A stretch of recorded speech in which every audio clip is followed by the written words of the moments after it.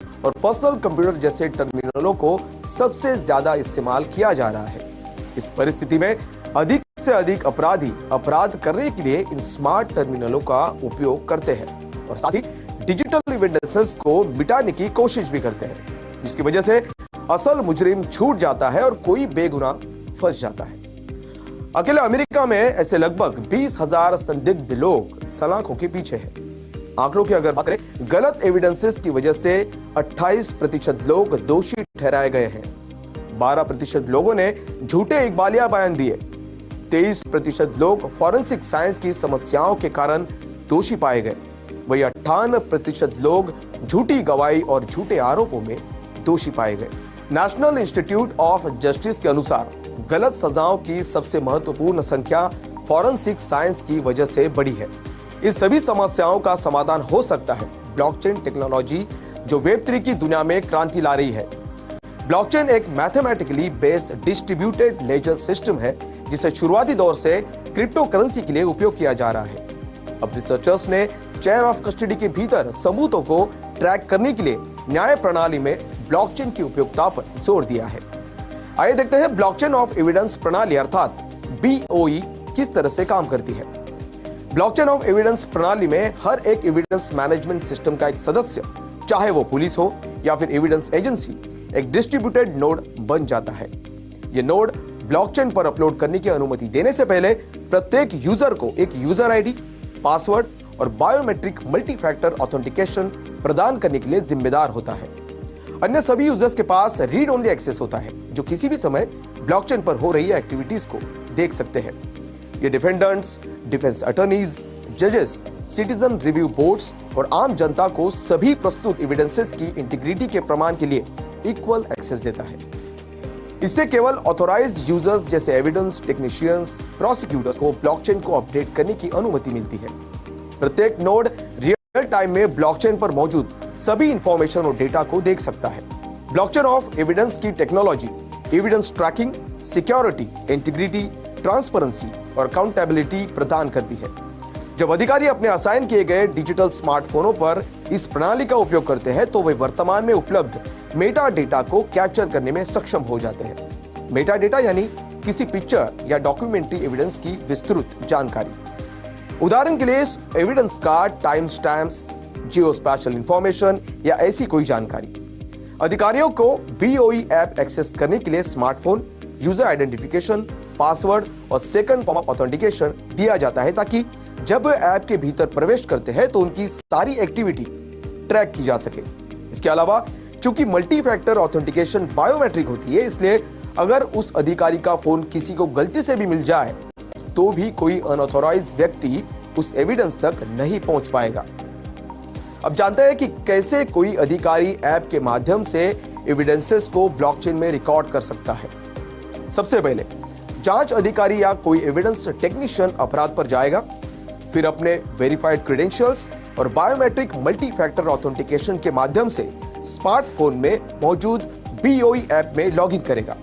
उसके बाद BOE app को इस्तेमाल कर अपराध स्थल पर मौजूद एविडेंसेस की तस्वीरें या वीडियोस लेगा। फिर BOE ऐप एविडेंस का GPS based location, badge number, case number, weather information जैसे अन्य मेटा डेटा को फोटोग्राफ फाइल हेडर में जोड़ देगा। डिजिटल एविडेंसेस को BOE ऐप हैश अर्थात सिक्योर की में कन्वर्ट करेगा।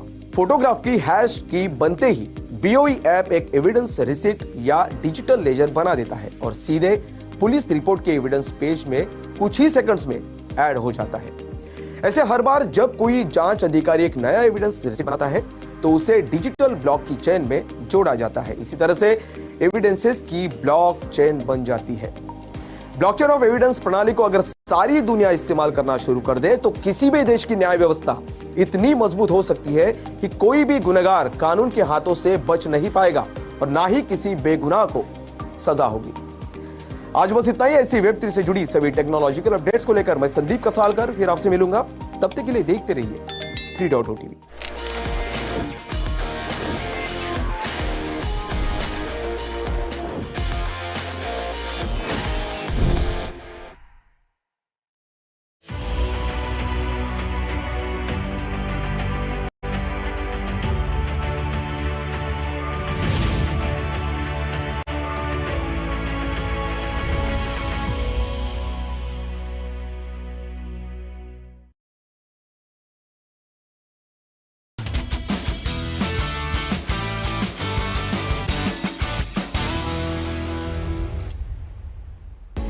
and welcome to 3.0 I am your host Ruchi Sharma. Web3 giant and Ethereum founder Vitalik Buterin has set crypto Twitter ablaze with a stamp of approval on an NFT collection and led to surging sales of the non-fungible tokens to the tune of several $1 million. The NFT collection, known as the Quadratic Funding Collection, which celebrates Ethereum creator Vitalik Buterin's contribution to a popular Web3 funding model, was created by MetaLabel in collaboration with Web3 funding platform Gitcoin. As of 9th March 2023, the Quadratic Funding Collection has amassed some 4,692 ETH, amounting to $7.3 million in trading volume over the past 24 hours, as the floor price rose to 0.58 ETH, amounting to $905. Each NFT in the collection, known in MetaLabel parlance as a record, looks like an album cover and includes a digital version of the 2018 white paper Liberal Radicalism, a flexible design for philanthropic matching funds signed by Buterin and his co-authors, economist Glenn Weil and Zoe Hitzig. It's the first quality drop project from MetaLabel. The NFT project commemorates the creation of the concept of quadratic funding, a model that seeks to maximize contributions to projects by providing matching funds to individual donations. Each NFT also comes with 2 essays about quadratic funding from Gitcoin co-founders Kevin Owocki and Scott Moore. The standard NFT was released on 1st March 2023 in an open edition mint that concluded on March 9th, 2023 at a price of just 0.05 ETH. Ultimately, 9,209 of the standard NFTs were minted. Another 12 limited edition signature editions of the NFT came with signed physical copies of the white paper and were sold via a Dutch auction format. Ultimately, MetaLabel said that the overall drop raised over $781,000 for public goods projects. A MetaLabel representative confirms that Buterin agreed to reissue the white paper he co-authored for the NFT drop and hand-signed the 12 physical copies of the white paper that accompany the signature editions. Well, that's in today's special segment. We will meet again with more such exciting updates. Till then, keep watching 3.0 TV. I'm Ruchi Sharma signing off. Have a great day.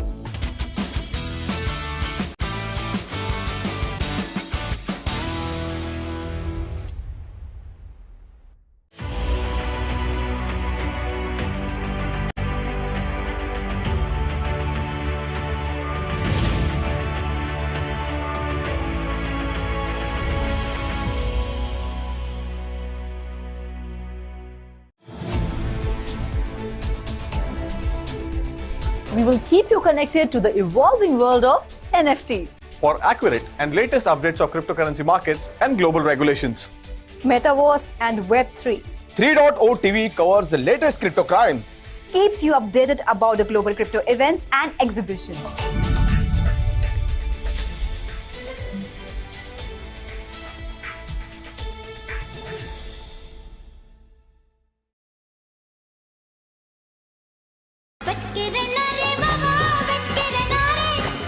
ये गाना है तो फिल्मी, लेकिन ये एक चेतावनी के तौर पर बजाया जा रहा है। कहानी इंटरेस्टिंग है, इसलिए जरा गौर से सुनिए। बंटी और बबली, घोसला का घोसला, धूम 1, धूम 2, Dhoom 3, Badmaash Company, the Sting, the Italian Job. इन सब मूवीज में एक बात कॉमन है, ये मूवीज चोर अर्थात कॉन आर्टिस्ट के बारे में है। और आज का हमारा स्पेशल सेगमेंट ऐसे ही क्रिप्टो कॉन आर्टिस्ट के बारे में है। तो हुआ यूं कि यूरोप में कुछ कॉन आर्टिस्ट ने ऐसा गदर मचाया जिसके चलते विक्टिम्स के लाखों डॉलर्स उड़ गए। ये चोर रात के अंधेरे में नहीं आते, नो सर। ये कॉन आर्टिस्ट दिन दहाड़े सूट पैंट और टाई पहनकर आपसे 5 स्टार होटल की लॉबी में या फिर किसी पॉश रेस्टोरेंट में मिलते हैं और पलक झपकते ही आपका पैसा चुराकर रफू चक्कर हो जाते हैं। अब आप सोच रहे होंगे ये कैसे पॉसिबल है? कोई मिलियंस ऑफ डॉलर्स देकर होटल या रेस्टोरेंट से कैसे जा सकता है? तो फिर ये कौन होता कैसे है? कॉर्पोरेट वर्ल्ड में एक अच्छी अपॉर्चुनिटी तलाश कर रहे कॉन आर्टिस्ट की कहानी कुछ इस तरह शुरू होती है। एक चोरों की टोली वेब3 वर्ल्ड के ऐसे इन्वेस्टर्स को टारगेट करती है जो किसी स्टार्टअप में पैसा लगाकर मल्टीफोल्ड रिटर्न कमाना चाहते हैं। उनके लिए एक अच्छी प्रेजेंटेशन बनाई जाती है, एक ऐसा समा बनाया जाता है जिससे कि इन्वेस्टर को लगे कि अगर उसने कॉन आर्टिस्ट की स्कीम में इन्वेस्ट नहीं किया तो उसके हाथ से एक अच्छी अपॉर्चुनिटी निकल जाएगी। फिर इन्वेस्टर्स से डिजिटल वॉलेट में प्रूफ ऑफ फंड की मांग की जाती है, जैसा कि वेब3 मेटावर्स गेमिंग इंजन वेबावर्स के को-फाउंडर अहाद शम्स के साथ रोम के एक होटल लॉबी में हुआ। इन कॉन आर्टिस्ट ने शम्स को $4 मिलियन क्रिप्टो में एक ट्रस्ट वॉलेट में शिफ्ट करने को कहा। वो वॉलेट शम्स ने खुद सेट किया था, इसीलिए शक की कोई गुंजाइश ही नहीं थी। फिर भी जब वो मीटिंग से उठकर घर आए तब तक उनके खुद के वॉलेट से $4 मिलियन गायब हो चुके थे। ऐसा ही अनुभव UK based crypto focus publishing और data services company Coin Publisher के को-फाउंडर मिस्टर हंटर के साथ हुआ। वो अपने स्टार्टअप के लिए $2.2 मिलियन रेज करना चाहते थे। कॉन आर्टिस्ट ने उससे कहा कि वो एक वेल्थ मैनेजर है और एक रिच पार्टी को रिप्रेजेंट करता है।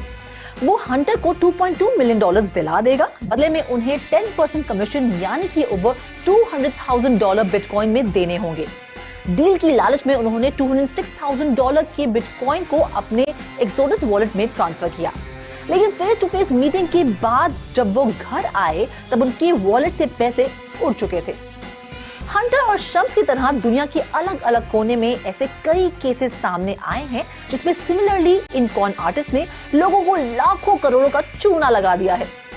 लेकिन कई लोग शर्म की वजह से खुलकर सामने नहीं आ रहे हैं, इसीलिए एग्जैक्ट अमाउंट का पता लगा पाना मुश्किल है। अब जब लुट ही गए हैं तो बताने में कैसी शर्म। खैर जो भी हो, आज तक विक्टिम्स और जांच एजेंसीज भी ये पता नहीं लगा पाए हैं कि ये लोग दूसरों के वॉलेट से पैसे कैसे ड्रेन कर रहे हैं। कोई कहता है कि वो जहां मिलते हैं शायद वहां सीक्रेट कैमरा था जिसके थ्रू उन्होंने वॉलेट का सीड फेज यानी कि पासवर्ड क्लिक कर लिया था। तो कोई कहता है कि एक कॉन आर्टिस्ट हिप्नोटिस्ट या मेंटलिस्ट हैं जो लोगों को सम्मोहित करते हैं, उनसे वॉलेट का सीड फेज उगलवा लेते हैं या उनका माइंड रीड कर लेते हैं। ऐसे चोर 2018 से दुनिया के अलग अलग देशों में एक्टिव हैं और अभी तक हाथ नहीं आए हैं। अपनी लेजिटिमेसी प्रूव करने के लिए ये चोर लिंक्डइन जैसी वेबसाइट पर अपने प्रोफाइल बनाते हैं। आपको जानकर हैरानी होगी कि 2021 में माइक्रोसॉफ्ट ओन्ड लिंक्डइन ने अपनी वेबसाइट से 32 मिलियन फेक अकाउंट्स डिलीट कर दिए थे। ऐसे स्कैमर्स से बचने के लिए कभी भी अपने डिजिटल वॉलेट को लेकर अननोन लोगों से मिलने ना जाएं। अपने वॉलेट की सीड फेस को अपने लव्ड एंड ट्रस्ट वंस के अलावा किसी से भी शेयर न करें। हम उम्मीद करते हैं कि जो हाल शम्स और हंटर का हुआ वो किसी का ना हो। इस स्पेशल सेगमेंट में फिलहाल इतना ही। आप देखते रहिए 3.0 TV.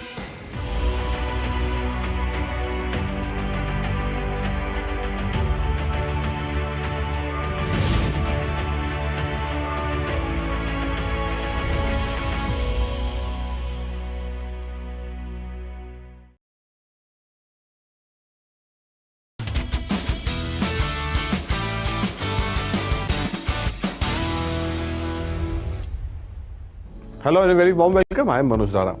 So in the latest development, Nishad Singh, the Indian origin software engineer, is the latest member of the defunct FTX's inner circle, has pleaded guilty to a fraud. Singh, the former director of FTX, was an honor student, has agreed to cooperate with the prosecutor's investigations into FTX founder Sam Bankman-Fried. I am unbelievably sorry for my role in all of this, Singh said, adding that he knew by mid-2022 that the Bankman-Fried's hedge fund Alameda Research was borrowing FTX customer funds and customers were not aware of.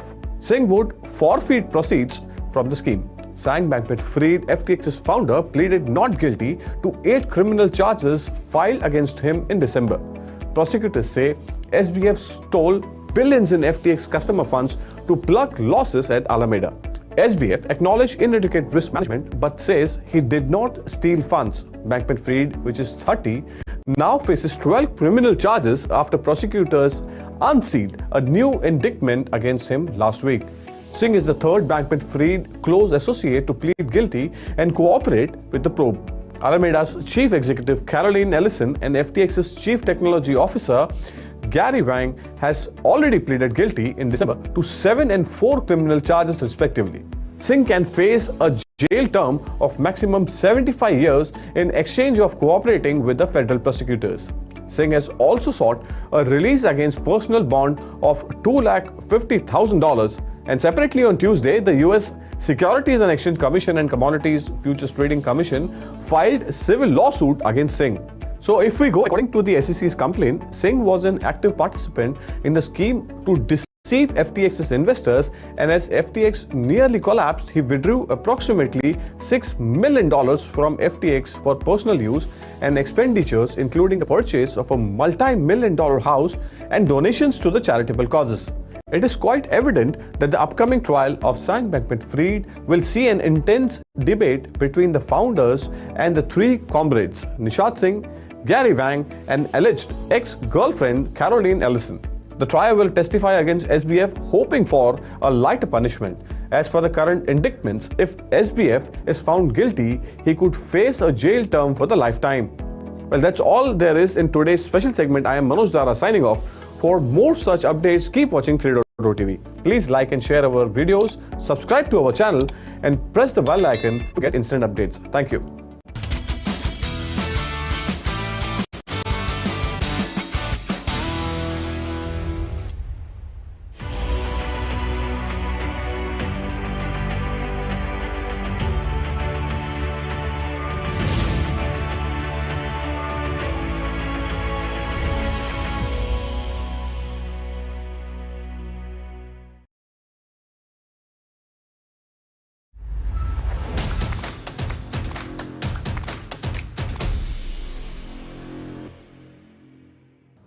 Hello and welcome to 3.0 TV. I am Vishakha Thakur. Metaverse is an inevitable digital evolution of the century and one that is rapidly becoming reality. Although it's in its infancy, the metaverse may soon transform our economies, our lifestyles, and our places of work. So as we dive deep, the metaverse is reshaping the entertainment industry, from video games to cinemas and from fashion to theme parks. It is all virtual reality, which is at the helm of what we call the immersive experience, metaverse. So to discuss all about the entertainment industry and metaverse, we have invited the Chief Business Officer of P2E Pro, Srishti Asudani. Welcome to 3.0 TV. Thank you. Thank you, Vishakha. Thank you so much for having us. It's a pleasure to have you, ma'am. So, global metaverse in entertainment market is forecast to grow by $33.32 million by 2027. Your opening remarks on metaverse and its potential in the entertainment industry. Vishakha, what I feel is that the global metaverse in the entertainment industry, like you have mentioned, is having a huge potential with respect to the market cap that it can contribute to, whether that would be in film production or in OTT platforms or in music labels, any kind of broadcasting. So it has huge potential. Essentially, what we foresee is that the entertainment industry would undergo a huge transmutation with respect to how the content is created, one, and how the engagement is done with the audiences. So I think the underlying principles that the industry is evolving to is essentially that there needs to be an engagement with the fans. And the storytelling which is happening in a 2D mode, of course, there's being work done in the virtual reality, but it needs to be more immersive, where it can be actually an accessible universe that we can create for the entertainment industry. And there's a lot of contribution of technology in this to actually augment this and get this into reality. Where there is, of course, the technologies like AR, VR, XR, MR, but the 5G computing part of it, the storage part of it, and also the identity which would come with the blockchain. So I feel that this is like a new revolution happening in the entertainment, and this is going to be having huge potential going ahead. So, since you spoke about accessibility, would we see mass adoption of metaverse and entertainment, like especially with prices of VR glasses still being too high for an average consumer? The Meta launched Oculus Quest Pro, and it costs around $1,500. So, Yeah, so essentially, of course, the goal of any of the technology, even when we know the potential of it, is only when we can reach to the masses, we can reach to the end consumers. And what we need to understand, which is like a very good sign and a good point, is that the audience is actually ready for this immersive tech, and 70% of them actually want to spend time in the metaverse in the next 2 to 5 years, and that also not from non-gaming environments, because that is essentially a tie-up that people would be spending time in metaverse more in the gaming environment. true. So that's a very positive sign, one. And secondly, specifically in the media and entertainment, nearly around 54% of the end users are wanting to engage in the metaverse environment. So this is again as per one of the Accenture studies. So again, coming to the question of mass adoption and the headgear cost, I think that's of course a bottleneck which the industry is facing. And we at P2E Pro have actually launched our own lab, which is based in Hyderabad, and we are working towards launching our 3DOF VR headset, which is going to be based on a custom OS and would be enabling the virtual streaming on the VR cloud streaming. So we are working towards making it sleek and ergonomic, and using deep technologies like Pancake Lens as the optic technology. So we want to eliminate the dependency that we are having on high compute, and also on the fact that headgear needs to be available to people at a reduced cost. Correct. Without compromising the photorealistic quality and the experience part of it. So, with India adopting a hard stance on cryptocurrencies, do you think the world's second biggest democracy is a conducive place for the growth of metaverse? Of course, in contrast to countries such as Dubai, which has its own metaverse strategy going on, or Germany or the US. Right. So, you see, we need to understand a couple of things here, Vishaka. So, of course, Dubai has its own para regulations, which is virtual asset regulations, and regulations are quite streamlined in other countries in Europe, and USA is also working towards it, with the Crypto Council paying a huge impact in formulating these frameworks industry-wide. And we are all aware of the stance that India has on cryptocurrency, and again, that's based on multiple angles, which are actually important considerations, considering the economy, considering the user base. So what I feel is, for metaverse, of course, India would definitely be a good market, because we need to realize that metaverse is as an experience of the internet, which can be on blockchain or without blockchain. That's one part of it. And even on the blockchain, there's a lot of evolution which is happening, where we can create experiences without involving tokenomics part of it. So this is again one area that we are actually working at, and we are going to launch our own hybrid captive blockchain, which would be a RegTech blockchain, legally compliant as per Indian laws, and solving for the potential gaps that are currently in place for metaverse, and also the any kind of payment would be done through fiat. So essentially what I'm saying is that the potential in India is huge, more so because, like you say, it's the biggest democracy, but also that's not the only thing. The user base is phenomenal here, whether it's the gaming users, it's the Gen Z or Gen Alpha, and metaverse is actually unstoppable. It's another universe which people would have to evolve to. Like, you talk about the 1990s, Zoom call would have been unimaginable.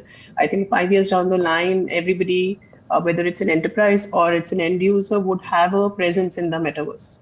So your company P2E Pro is a Web 3.0 deep tech company driving a positive social change. Can you share details on user base, projects, and some other commercial data on your project? Of course, including the investments and tie-ups. Right. I think at this stage, what I can share is that we are essentially a deep tech platform, like you mentioned, and we are trying to make it very easy for users to adopt to complex technologies like metaverse and blockchain. So we are trying to make it and simplify it easy for the end users. So our focus, we are making India, and our focus is having an impact in India, making the technology accessible to India. One of the projects that we're working on is creating an infrastructure, providing an infrastructure for the Indian ecosystem to enter the metaverse, enter the Mayaverse, where you can host your metaverses, you can exchange, you can build a community, you can host a franchisee, and all in a Indian, ecosystem, compliant, safe, coherent, abided by regulations, governed by a DAO. Which would be a legally compliant DAO. So these are some of the projects that we're doing, and we are wanting to enable a creator economy here, where it becomes very easy for you to create your content, be present in the next iteration of the World Wide Web, and also have a control on the IP that you're creating. So, since you are an early adopter, so what do you think are the advantages for the early adopters of Metaverse? I think with like any other technology, where whether it's a cloud computing or it's a quantum computing or the new models of AI which are coming, similar is metaverse and blockchain. So I think the advantages inherently remain the same, that we get to understand the technology more closely. And what is important with any new technology which is coming is the education, the awareness, and then the third part is the impact that it can create.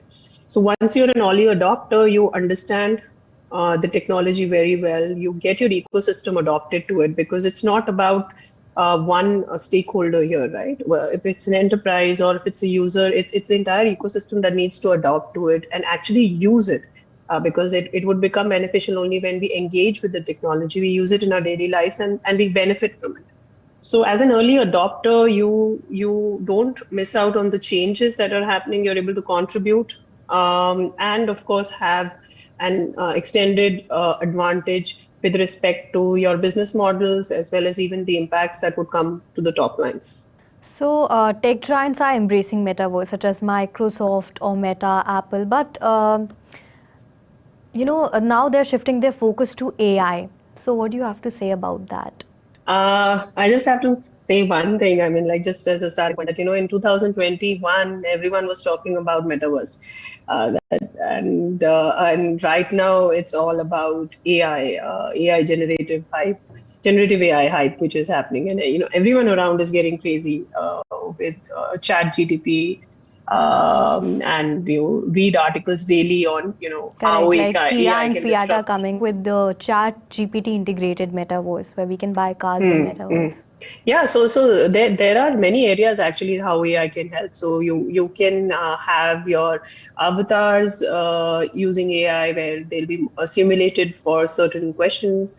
You can have your digital twins using AI. You can have the chatbots enabled. So there are many ways that AI can actually be used in metaverse, and so that's the actual advantage that would come. It's going to be more adaptive based on the ML models that would be deployed, and of course it will also make the user experience more inclusive with the use of NLPs in being implemented in the metaverse. So, I keep reading various reports. Like today itself, I read a report by Bloomberg Intelligence, and it said that the metaverse is going to be worth $615 billion of market opportunity by 2030. So there are several reports coming up where say that they say that trillions of dollars of market opportunity. So what are your views on this? Like, what impact is it going to have on the economy? Yeah, so we really need to understand that, and going back from history and data, that how the internet actually evolved. You'll be aware of that. We came with Netscape, IE, how from a static we moved to dynamic, and now with social, and now we're moving into an immersive Web3. So metaverse, of course, is a terminology which is being used for the Web3 or the next iteration of the internet. And it's being touted as a big $1 trillion economy, $1 trillion opportunity because of the advantages that it will give going ahead because of the immersive environments, the engaging environments. So I completely endorse that it's a huge market, and all of us have to play our part in contributing to the commerce which was going to happen in the metaverse going ahead. So what do you think? Is the future of metaverse bright? Absolutely. I think it's going to be the next big thing. It's a change which is emerging, evolving, and people are really working on making it impactful, so that there's one part which is the infrastructure, but there are also other angles of it, whether it's the computing, whether it's the hardware, and like you mentioned, all big players, even other enterprises are working towards making this whole sustainable, and so that the impact to either business models or end consumers can be phenomenal. All right, so thank you so much for being on 3.0 TV, ma'am, and sharing your views and knowledge with our viewers. It was really great having you on the show. Thank you so much, Vishakha. Thank you, ma'am. So this was Srishti Asudani, Chief Business Officer of P2E Pro. She shared insights on the future of the entertainment industry in Metaverse.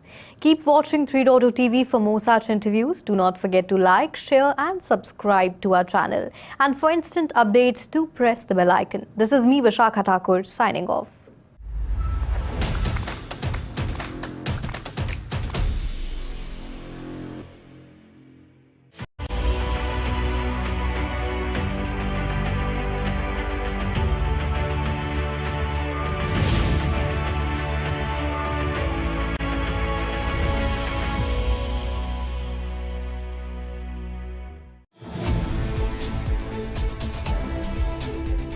We will keep you connected to the evolving world of NFT. For accurate and latest updates of cryptocurrency markets and global regulations.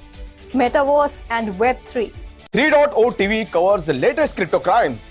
Keeps you updated about the global crypto events and exhibitions.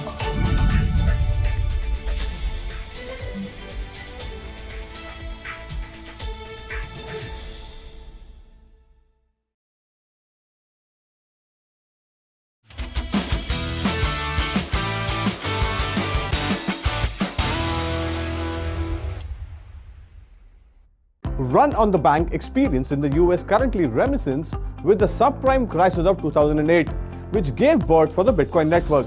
The need for protecting capital was more demanding, particularly when deposits were yielding less returns and both the government and the financial system were working overtime to oppress small investors. It seemed as more opportune time for the Bitcoin to have emerged on the horizon, and that's the reason why financial markets are giving a thumbs up for them. Since then, the most popular cryptocurrency witnessed an astounding surge, reaching an all-time high of $69,000 mark way back in November 2021. So, considering the sequence of events over the last week, we quickly began to recognize the errors of the human centralization. Last Wednesday, Federal Reserve Chairman Powell outlined a new approach to the Federal Reserve's policy path, indicating that the interest rates may continue to rise for the longer period than the previous thought. The expectations started building into the system, which in turn resulted in creating a ripple impact throughout the bond markets. Bond prices dropped drastically because they were inversely relationship with the yields. Silicon Valley Bank was forced to sell some of the 10-year bond on its balance sheet at 20 to 30% discount to meet obligations amid rising withdrawal pressure. As rumors of a cash shortfall began to circulate, a follow-on run on the bank ensued and regulators took over. As the fear of contagion started to spread, the situation exposed both banks for the regulatory oversight. For all accordance to the financial bank rules, most of these banks hold up to 5 to 10% of the capital in reserves. The current economic slowdown led to the apprehension about the cryptocurrencies, and the implosion of the FTX, 3R Capital, and the Terraform Labs suggested that the pessimism would grip traditional finance. But the exact opposite happened because of the Silicon Valley Bank failure directly impacted the stablecoin market as well. As a result, many investors moved large chunk of their money away from the stablecoin and bank shares to Bitcoin as a risk aversion assets. That's what analysts have said. Well, Bitcoin's beauty lies in the ability to store value in a decentralized manner backed by math, without requiring humans to validate or support it. No one lends out 90% of your deposits to make a profit. There is no possibility of a bank run and no gambles with your hard-earned money on bonds. Bitcoin was essentially created for this moment, and the market provides conformity to this assumption. So it is what we use to store wealth, perhaps selling small pieces for stable coins to pay our daily expenses, but nonetheless only trusting the centralized store of value. A significant shift is underway and more people are opting out for the traditional system. We do not know how long it will take, but the great reset is happening and Bitcoin will be the chosen currency. Will Bitcoin rise to the occasion? That only time will tell. This is Manoj Dara signing off. Keep watching 3.0 TV for more such interesting stories and updates. Thank you.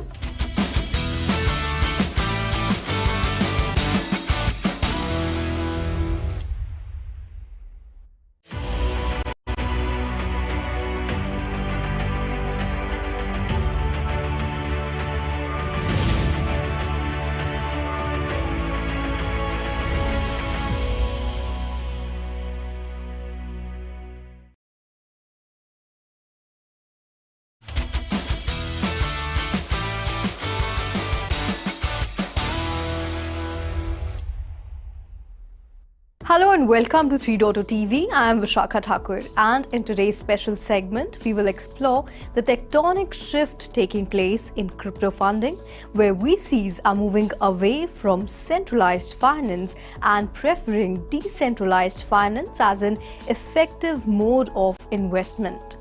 But first, let's understand what is the difference between decentralized and centralized finance.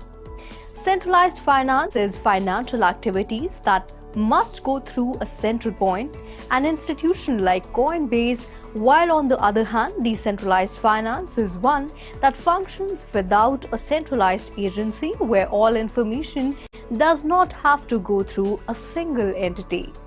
So figure this, digital asset investment firms poured $2.7 billion into decentralized finance projects in 2022, up 190% from 2021, while investments into centralized finance projects went the other way, falling 73% to $4.3 billion over the same time frame. The staggering rise in DeFi funding was despite overall crypto funding figures falling from $31.92 billion in 2021 to $18.25 billion in 2022 as the market shifted from bull to bear. According to a March 1st report from CoinGecko citing data from DeFi Llama, the figures potentially points to DeFi as the new high growth area for the crypto industry. The report says that the decrease in funding towards CeFi could point to the sector reaching a degree of saturation. The near threefold increase in DeFi investment is also a staggering 65-fold increase from 2020 at the start of last bull run. So let's understand why the crypto funding shifted from centralized finance to decentralized finance.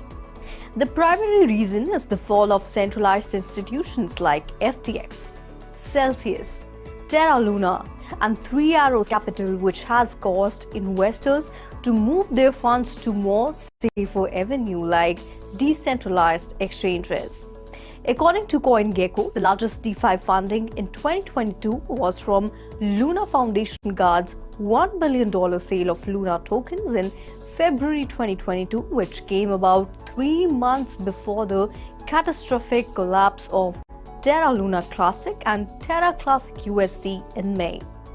Ethereum native decentralized exchange Uniswap and Ethereum staking protocol Lido Finance raised $164 million and $94 million respectively. Meanwhile, FTX and FTX US were the largest recipients of CeFi funding, having raised $800 million in January, accounting for 18.6% of CeFi funding in 2022 alone.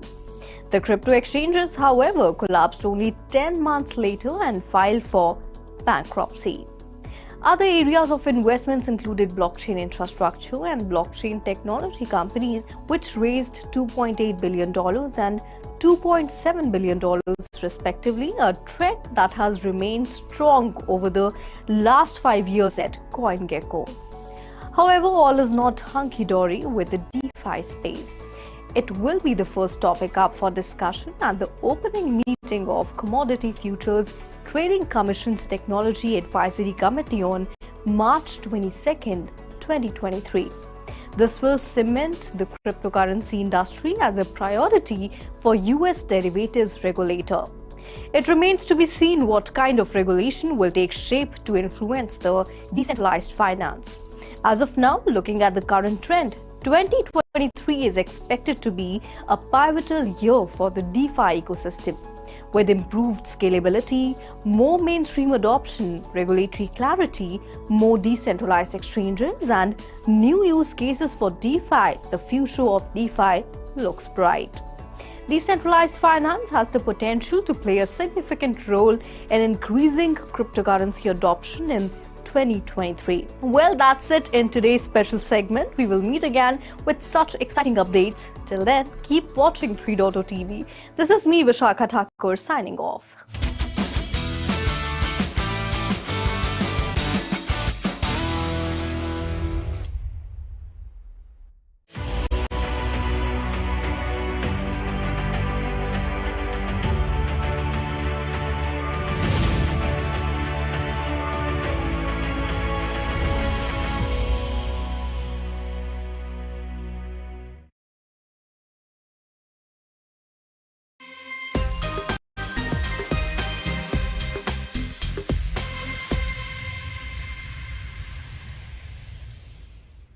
पिछले 2 सालों से NFT sales के सारे record तोड़ने वाली NFT marketplace OpenSea का छिन गया है सिंहासन। OpenSea के नंबर 1 NFT मार्केटप्लेस के टाइटल पर किसी और ने कर लिया है कब्जा। और हैरान करने वाली बात तो ये है कि OpenSea को हार का स्वाद चखाने वाली NFT मार्केटप्लेस ब्लर मार्केट में अभी अपने पैर जमा ही रही है। जी हाँ, महज 4 महीने पुरानी इस अपस्टार्ट NFT मार्केटप्लेस ने OpenSea को NFT ट्रेडिंग वॉल्यूम के मामले में दी है करारी शिकस्त। पिछले कुछ हफ्तों से हम आए दिन ऐसी खबरें सुन रहे थे कि ब्लर ने एक दिन की NFT ट्रेडिंग वॉल्यूम में OpenSea को पीछे छोड़ दिया है, लेकिन अब जो खबर सामने आई है वो आपके होश उड़ा देगी। डैपराडर के डेटा के मुताबिक पिछले 30 दिनों में ब्लर ने इथेरियम पर हाईएस्ट ट्रांजैक्शन वॉल्यूम जनरेट करते हुए $1.3 बिलियन का ट्रेड किया है। चौंकाने वाली बात तो यह है कि OpenSea इस आंकड़े के कहीं आसपास तक नहीं है। जी हाँ, ब्लर ने पिछले महीने के मुकाबले 194% ग्रोथ दर्ज की है, तो OpenSea महज $371.3 मिलियन की ट्रांजैक्शन वॉल्यूम ही जुटा पाई, जो कि सिर्फ 16.8% ग्रोथ दर्शाती है। यानी OpenSea ने ब्लर के मुकाबले आधे से भी कम ट्रांजैक्शन वॉल्यूम देखी। इसका मतलब साफ है कि OpenSea के यूजर्स अब ब्लर का रुख कर रहे हैं। लेकिन ऐसा क्यों? ये आर्टिस्ट की नजर से हमें समझाया जनरेटिव आर्टिस्ट नितांत हिरलेकर ने, जो NFT की दुनिया में पिक्सेलकर नाम से जाने जाते हैं। There is a lot of confusion with OpenSea in terms of its royalty issues. They've been creating a lot of not really having like a right opinion of what they want to do and what they don't want to do. So they're going very dicey about the whole situation. So, and Blur probably is trying to fix that up. So, you know, ideally, I like been in this space for 2 years. I feel the platform which sort of supports the listens to the community more, rather than trying to be a dictator and trying to be monopoly in the whole scene.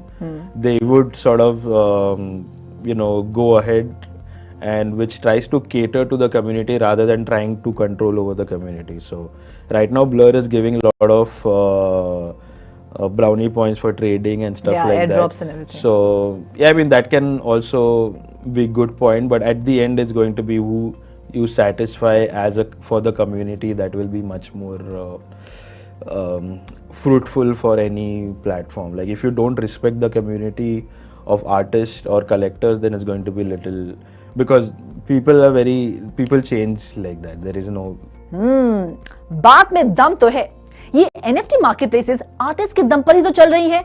अगर marketplace इनके बारे में नहीं सोचेगी तो artist भी इनसे अपना मुंह फेर लेंगे। खैर, इस प्रॉब्लम का सलूशन क्या है? कैसे रॉयल्टी के लिए इन मार्केटप्लेसेस पर डिपेंडेंट क्रिएटर्स और आर्टिस्ट अपने हक की कमाई की पाई पाई अपने नाम कर सकते हैं? आइए सुनते हैं नितांत की जुबानी। As a personalized opinion, I don't prefer minting it on a centralized contract of any platform such as OpenSea or Blur. I generally prefer minting on something called Manifold, where it's more open source and where you have the control as an artist to mint it on that contract. You create your own contract and then you can list it onto different platforms as Foundation, OpenSea, Blur or whatever. So the reason I'm telling you why that is more important for an artist to know is let's just say that you minted on OpenSea, you minted on Blur, or you minted on Foundation or whatever. So for some reason something happens, those platform gets shut.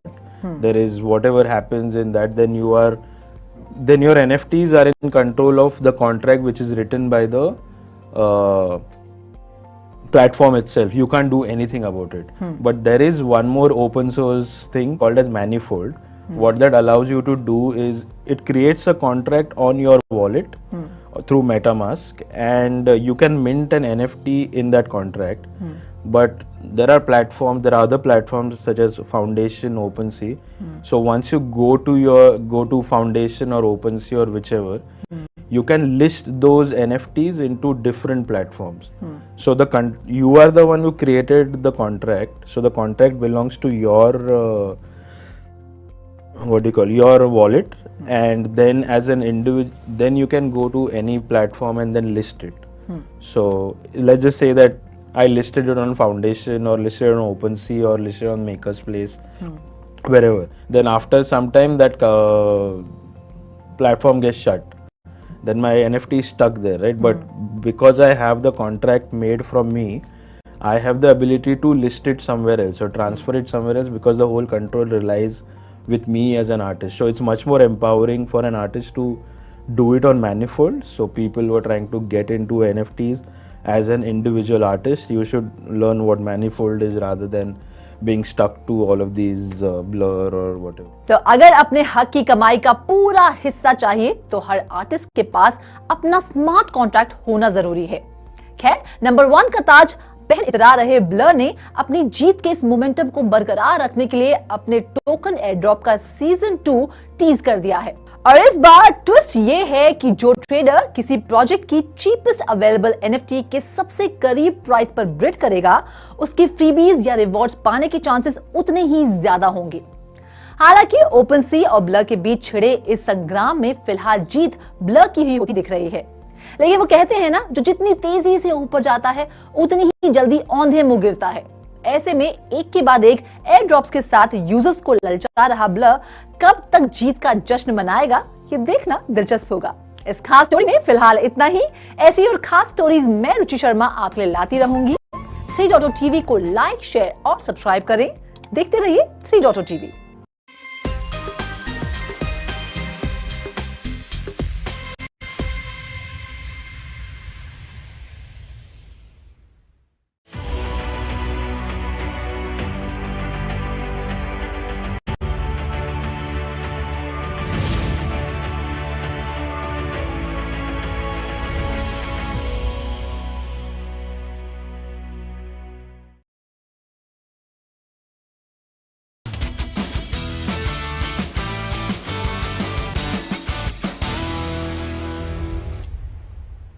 Hello and welcome to 3.2 TV. I am Vishakha Thakur.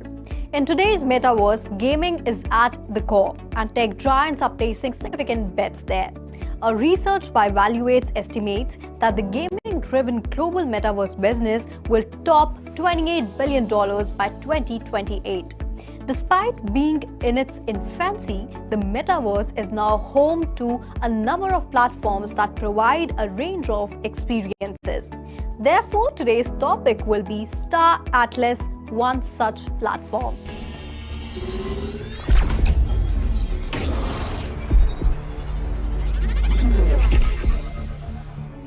Based on the Solana blockchain, Star Atlas is a multiplayer gaming metaverse with a space theme. Automata created it and players can cooperate, plan and engage in combat to advance into uncharted territory.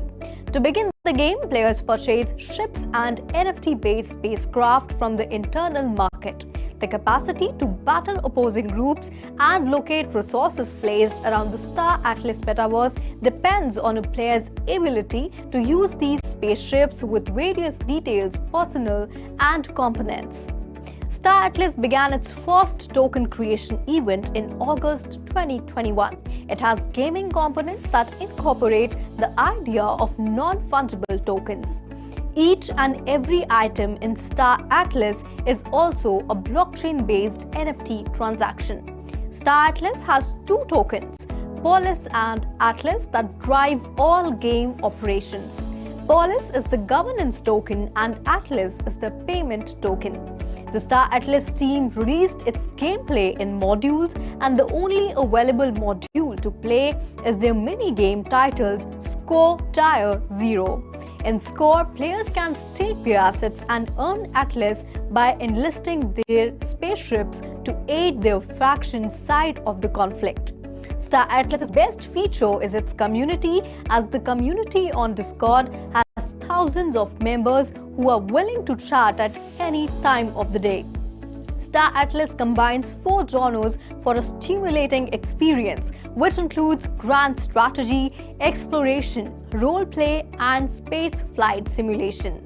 Other activities include building lands and cities, selling merchandise, and creating factions and regional DAOs to rule the various institutions in the universe. Sometimes you will play defense to protect your territories, while other times you will create offensive strategies to expand your regions in the Star Atlas universe. Since the game is decentralized, you can also vote on governance issues via the Star Atlas DAO if you own Polis, the governance token. Therefore, it will be interesting to see how Star Atlas unfolds in the days to come. Well, that's all in this story. This is me, Vishakha Thakur, signing off. For more such updates, keep watching 3.2 TV. Do like, share and subscribe to our channel.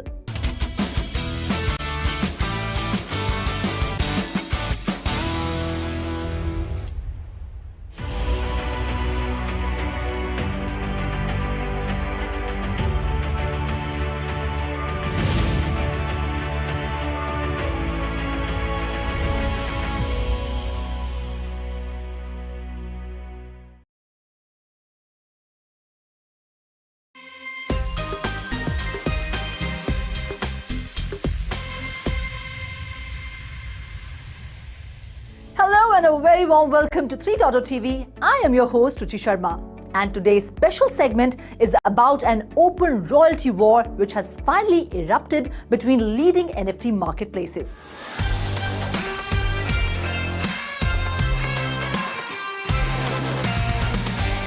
On 15th February 2023, upstart NFT marketplace Blur announced that it will enforce full creator royalties for any collection that blocks trading on dominant NFT trading platform OpenSea. It seems that Blur is going toe-to-toe with OpenSea in a new chapter of the Web3 royalty wars. Like me, you must be also wondering why an upcoming NFT marketplace like Blur, with a market cap of $406.3 million, is locking horns with the giant like OpenSea with $13.3 billion valuation. Why? Because creators currently can't earn full royalties on both Blur and OpenSea. Instead, they need to choose one to earn full royalties on OpenSea or Blur, but not both. happens because OpenSea automatically sets royalties to optional when they detect trading on Blur. According to OpenSea, they have this policy to protect both creators and their own bottom line. So let's understand why Blur decided to declare an open war on its competitor OpenSea.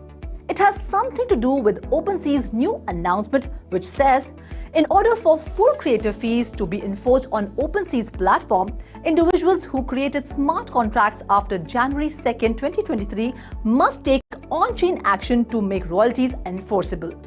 In other words, OpenSea requires creators to use on-chain tools that prevent the sale of NFTs on marketplaces that don't enforce creator royalties. Blur is the royalty-optional platform. As a result, users must block their NFTs from being sold on Blur in order to earn full royalties on OpenSea. If an individual opts not to do this, OpenSea automatically sets royalties to optional on these collections. In short, royalties optional platform like Blur must be blocked or OpenSea makes royalties optional. Blur takes issue with this stance, claiming that creators should be the ones to decide where and how the items are sold, not companies. Well, as of now, it remains to be seen who will win this war. But for now, one thing is clear: creators are caught in the middle. Well, that's it in today's special segment. We will keep updating you about the latest happening in the world of NFTs. Till then, keep watching 3.0 TV. Please like and share our videos, subscribe to our channel and press the bell icon to get instant updates. Have a great day.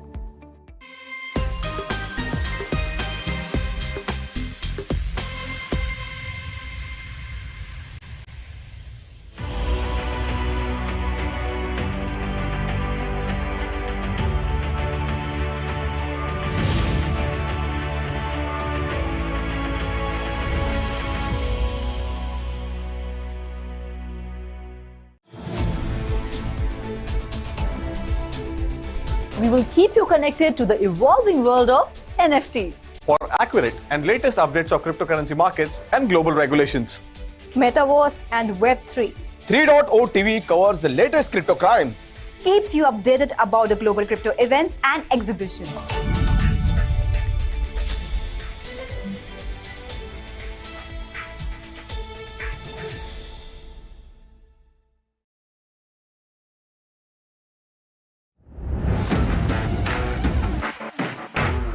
So finally, some good news for the supporters of technology companies, especially the ones who cater to the Web3 ecosystem. BlackRock, world's largest asset manager, has launched a new metaverse-focused ETF, which is the exchange-traded fund. Recent spat of the cutbacks in technology budget, particularly spending on technology that was looking to harness the virtual world from the likes of Meta, Microsoft, Apple, etc., resulted in investors becoming increasingly suspicious about the prospect of the new age technology. With BlackRock stepping up on the gas, joining the likes of Roundhill Investments, ProShares, and other ETF issuers to compete in the increasingly crowded space could help calm investors' nerves. The iShares Futures Metaverse Tech and Communications ETF offers the investment community exposure to companies providing both the hardware and software used within the metaverse. The metaverse allows consumers to immerse themselves in a virtual world that's interconnected through digital platforms, social media gaming, 3D software, and both augmented and the virtual reality. IVRS trades on the New York Stock Exchange and comes attached with an expense ratio of 0.47%. which is cheaper than most of its competitors' funds. That's what the research analysts have highlighted. The four funds that IVRS will be fighting alongside, which will include the Roundhill Ball Metaverse ETF, ProShares Metaverse ETF, Subversive Metaverse ETF Punk, and the Fidelity Metaverse ETF, which is also called as FMET. FMET is the only fund of the four with a lower expense ratio, as its cost sits at 0.39%. From a holdings perspective, 22.66% of the IVRS is made up of its just four stocks. The top four holdings of IVRS includes Meta Platforms at 6.91%, Apple at 5.73%, Nvidia at 5.53%, and Roblox, which holds a 5.21% weightage.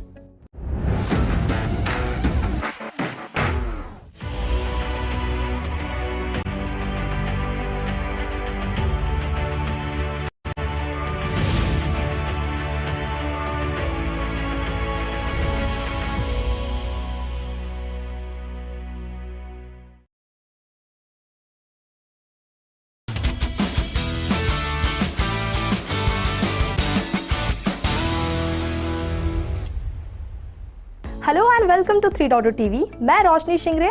आज हम बात करेंगे blockchain और railway industry के बारे में। Blockchain एक ऐसी टेक्नोलॉजी है जो supply chain, banking, health care और दूसरी इंडस्ट्रीज को बढ़ावा दे रही है। ऐसे में अब ये ट्रांसपोर्टेशन इंडस्ट्री में भी क्रांति लाने के राह पर है। जी हाँ, आज हम बड़े ट्रांसपोर्ट इंडस्ट्री के बारे में आपको बताने जा रहे हैं, जिसे एक पायदान ऊपर ले जाते हुए ब्लॉकचेन की मदद से अधिक स्मार्ट, डिजिटल और डिसेंट्रलाइज बनाया जा सकेगा। हर साल ग्रो हो रही रेलवे इंडस्ट्री ब्लॉकचेन टेक्निक का अगला लक्ष्य है, जहां यह अपना जबरदस्त प्रभाव से रेलवे को रेनोवेट करेगी। दुनिया भर में मौजूद देशों में से कनाडा, ब्राजील, यूनाइटेड स्टेट और चिली को छोड़कर कई देशों में रेल नेटवर्क अभी भी मैनुअल ऑपरेशंस के कंट्रोल में है। मैनुअल ऑपरेशंस को कुछ महत्वपूर्ण कन्वेंशनल रेलवे सॉफ्टवेयर के जरिए कंट्रोल किया जाता है। हालांकि इन सब के बीच चिंता का विषय यह है कि सॉफ्टवेयर पूरी तरह से स्ट्रीमलाइन नहीं होते हैं। यही वजह है कि अक्सर ऑपरेशंस में अनएक्सपेक्टेड इश्यूज जैसे एक्सीडेंट्स, टिकट बुकिंग को ट्रैक करने में दिक्कत का सामना करना पड़ता है। ऐसे में चलिए आज हम रेलवे में मौजूद उन छिपे हुए मुद्दों के बारे में बात करते हैं जिन्हें ब्लॉकचेन हल करने वाला है। सबसे पहले बात करते हैं आखिर क्यों है ब्लॉकचेन रेलवे इंडस्ट्री के लिए जरूरतमंद। हमेशा होने वाले रोड ट्रैफिक से रेलवे ट्रैफिक पूरी तरह से अलग होता है।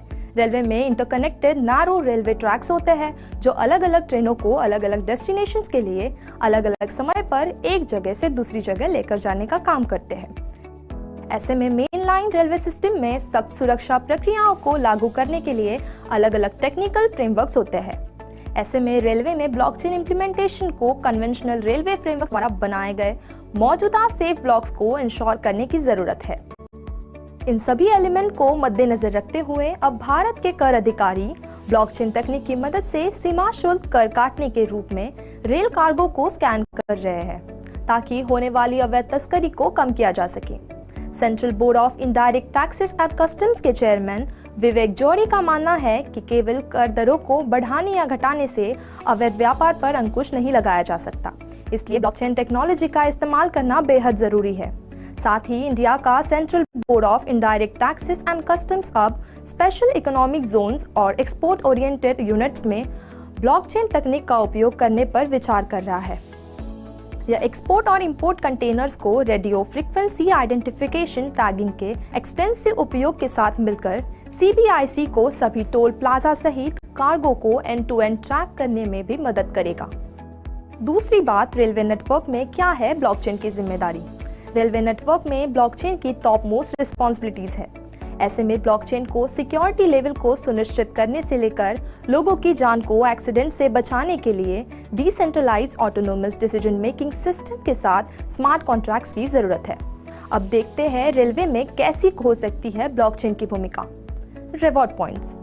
अगर रेलवे नेटवर्क में ब्लॉकचेन को लागू किया जाता है तो यात्री हर बार टिकट खरीदने पर रिवॉर्ड पॉइंट्स जमा कर सकते हैं। इन रिवॉर्ड पॉइंट्स का रिडेम्पशन कुछ डिफाइंड पॉलिसीज के तहत लिखा जाएगा। क्लेम किए गए रिवॉर्ड पॉइंट्स का इस्तेमाल ट्रेन यात्रा के बाद कैब जैसी दूसरी सेवाएं हासिल करने के लिए किया जा सकता है। ब्लॉकचेन रेलवे के सिस्टम के अंदर ज्यादा डेटा ट्रांसपेरेंसी लाता है, जिसकी मदद से यात्रियों की आइडेंटिटीज को मैनेज करना आसान हो जाएगा, क्योंकि ब्लॉकचेन के साथ सब कुछ ऑनलाइन दर्ज होगा, जिस वजह से यात्रियों को यात्रा करने के दौरान कोई ID प्रूफ साथ लेकर चलने की जरूरत नहीं पड़ेगी। मेंटेनेंस। चूंकि हर ट्रेन हजारों टेक्निकल और इलेक्ट्रिकल पार्ट से जुड़ी होती है, इसलिए सुरक्षा यात्रा के लिए ट्रेन का रखरखाव बहुत जरूरी होता है। ऐसे में किसी भी तरह की खराबी को पकड़ना कई बार मुश्किल हो जाता है, लेकिन IoT कनेक्ट सेंसर और डिवाइसेस के साथ ब्लॉकचेन मॉडर्न मेंटेनेंस को बढ़ावा देगा, क्योंकि ट्रेन का हर एक पार्ट ब्लॉकचेन के तहत रजिस्टर्ड होगा। Automated billing. ब्लॉकचेन के साथ रेलवे के इंफ्रास्ट्रक्चर राइट्स का एलोकेशन और पेमेंट्स तुरंत होगा। टिकट बुकिंग से लेकर सब कॉन्ट्रैक्ट के पेमेंट जैसी हर चीजों को एक ट्रस्टेड लेजर के जरिए सरल बनाया जाएगा। वर्चुअल करेंसी से शुरू हुआ ब्लॉकचेन का सफर आज देश से लेकर विदेश में अलग अलग सेक्टर्स तक अपना पैर पसार चुका है। यही वजह है कि भारत ब्लॉकचेन और Web3 डेवलपर्स के लिए हॉटस्पॉट में से एक है। भारतीय ब्लॉकचेन डेवलपर्स की दुनिया भर में मांग है और हम इसे एक बढ़ते ट्रेंड के रूप में देख रहे हैं। आज के लिए बस इतना ही। मैं रोशनी शिंगरे आपसे विदा लेती हूँ। ऐसी Web3 से जुड़ी अन्य बड़ी और लेटेस्ट अपडेट्स के लिए बने रहे हमारे साथ और देखते रहे 3.0 TV.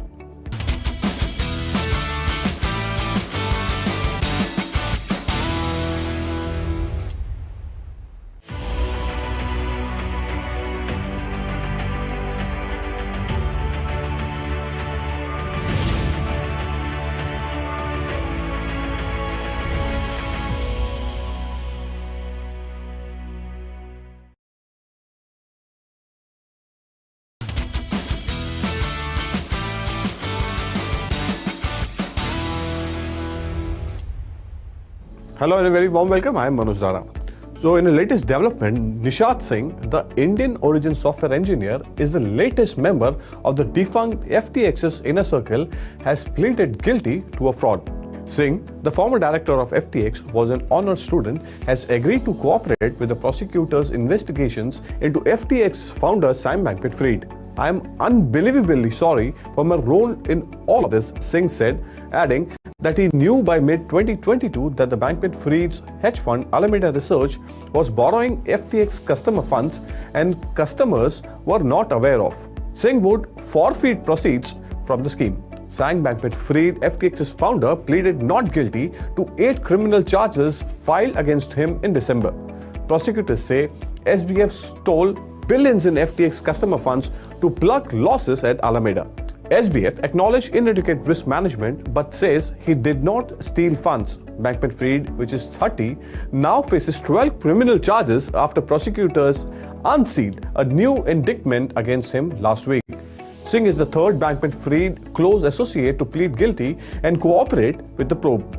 Alameda's chief executive Caroline Ellison and FTX's chief technology officer Gary Wang has already pleaded guilty in December to 7 and 4 criminal charges respectively. Singh can face a jail term of maximum 75 years in exchange of cooperating with the federal prosecutors. Singh has also sought a release against personal bond of $250,000, and separately on Tuesday, the US Securities and Exchange Commission and Commodities Futures Trading Commission filed a civil lawsuit against Singh. So if we go according to the SEC's complaint, Singh was an active participant in the scheme to deceive FTX's investors, and as FTX nearly collapsed, he withdrew approximately $6 million from FTX for personal use and expenditures, including the purchase of a multi-million-dollar house and donations to the charitable causes. It is quite evident that the upcoming trial of Sam Bankman-Fried will see an intense debate between the founders and the 3 comrades, Nishat Singh, Gary Wang, and alleged ex-girlfriend Caroline Ellison. The trial will testify against SBF, hoping for a lighter punishment. As per the current indictments, if SBF is found guilty, he could face a jail term for the lifetime. Well, that's all there is in today's special segment. I am Manoj Dara signing off.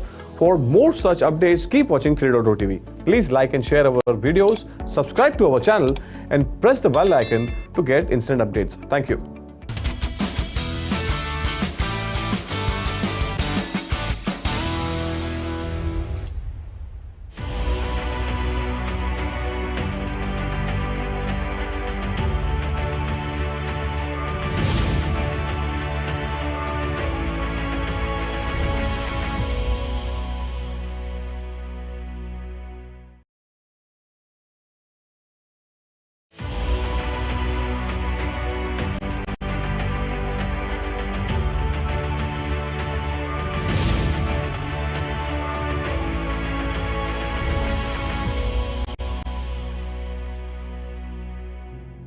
Hello and welcome to 3.0 TV. I am Vishakha Thakur. Metaverse is grabbing the attention of telecom giants as the technology has potential to disrupt the industry. Picking the signals from industry congregation last year on the sidelines of Mobile World Congress held at Barcelona in Spain, the participants are excited about the opportunities present in the virtual world. The attendees were subjected to their first-hand experience of the metaverse thanks to SK Telecom's display wearing virtual reality headsets, or they could even travel virtually to Paris to see various tourist destinations. Cut to Mobile World Congress 2023, which will be held from 27 February to 2nd March, users will once again take a virtual ride into Metaverse. This time around, Indian telecom giant Vodafone Idea is all set to provide users the experience of flying a real drone from the Metaverse. Flying a drone will probably not be an issue, but considering the situation where flying a real drone into a metaverse can have certain cost implications. Vodafone Idea is already burdened by a mountain of debts. The telecom operator recently reported a widening of its consolidated loss to rupees 7,990 crore for the third quarter. The total gross debt as of December 31st, 2022 stood at rupees 2.22 lakh crore, comprising deferred spectrum payment obligations of rupees 1.39 lakh crore, and the debt from banks and financial institutions stood at rupees 13,190 crore. It appears Vodafone is evaluating opportunities on the metaverse to enhance customer experience and is keenly following this emerging technology. To attract more customers, Vodafone is inviting visitors to its stand at MWC 2023 to enter Vodafone's metaverse and fly a real-life 5G connected drone located in Sewell, 830 kilometers away, using a Meta Quest Pro virtual reality headset. The Metaverse drone is one of a series of new network application programmable interfaces being developed by Vodafone. Network APIs are a set of rules based on industry-wide open standards that allow developers to plug into and use the low latency benefits, speed and scale of Vodafone's pan-European 5G network, which covers nearly 350 towns and cities through a simple and secure user interface. Built by Vodafone's developers, the Metaverse API could be used by emergency services to control drones out of sight and to deliver vital medical supplies in a congested area. Further, it will enable farmers to inspect vast perimeter fences and energy companies to check remote power lines. Vodafone's 5G network will deliver a range of metaverse services to its consumer and business customers, such as AR or XR services for gaming and entertainment, navigation, remote assistance and maintenance, and immersive shopping. The technology will help create sustainable future and accelerate digital business products, and service is the central theme for Vodafone at MWC. Its stand is arranged into 5 zones: greener together, greener foundations, greener today and tomorrow, and core. Well, Vodafone's 5G network is a powerful tool that can support, enhance and enable business and consumer innovations. At the forefront of this innovation is the world's first prototype 5G network built on a Raspberry Pi, showcasing at MWC, which could give customers their very own low-cost, private and fast mobile broadband network. Well, that's all in the story. This is me, Vishakha Thakur, signing off. For more such updates, keep watching 3.0 TV. Do like, share and subscribe to our channel. And for instant updates, do press the bell icon.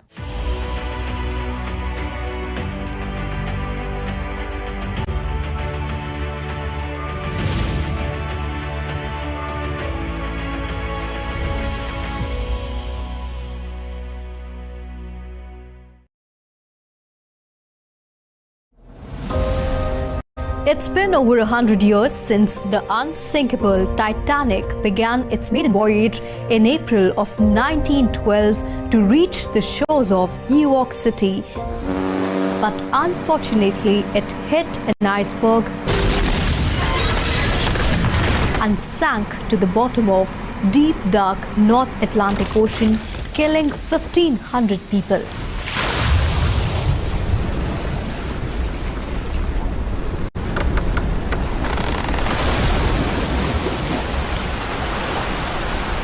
Since then, Titanic has captured the imagination of ocean explorers, historians, and the public. Titanic's wreckage, still resting on the ocean bed, continues to reveal a lot of stories. Various deep-sea divers and enthusiasts have journeyed to the depth of North Atlantic Ocean to salvage the wreckage of Royal Mail ship Titanic. The global interest in the Titanic was uplifted when, in 1997, James Cameron released the movie Titanic starring Leonardo DiCaprio and Kate Winslet. My heart will go on and on. Titanic is in the news again as it gets ready to set its sail into virtual Web3 ocean.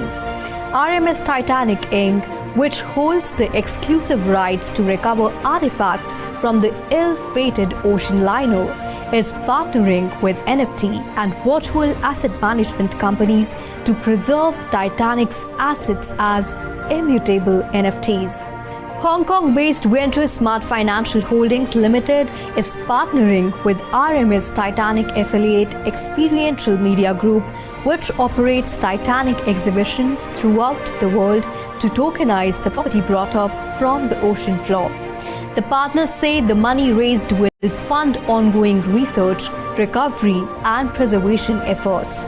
Artifact Labs, an independent Web3 and NFT company, plans to preserve approximately 5,500 recovered physical artifacts from the Titanic using its NFT standard for historical assets on the blockchain. According to the partners, Titanic NFTs will allow Titanic enthusiasts to digitally interact with RMS Titanic's content outside of the physical exhibitions in Atlanta and Las Vegas that have drawn more than 30 million people. These NFTs are touted to offer exclusive benefits to collectors, including VIP events and exhibitions, seminars with historians, and other exclusive experiences. Artifact Labs is also planning to create the Titanic DAO, allowing members to participate in various initiatives and proposals for future exhibition to the Titanic site. So now future generations can have piece of history as digital collectibles and keep the spirit of Titanic alive by paying homage to the 1,500 departed souls.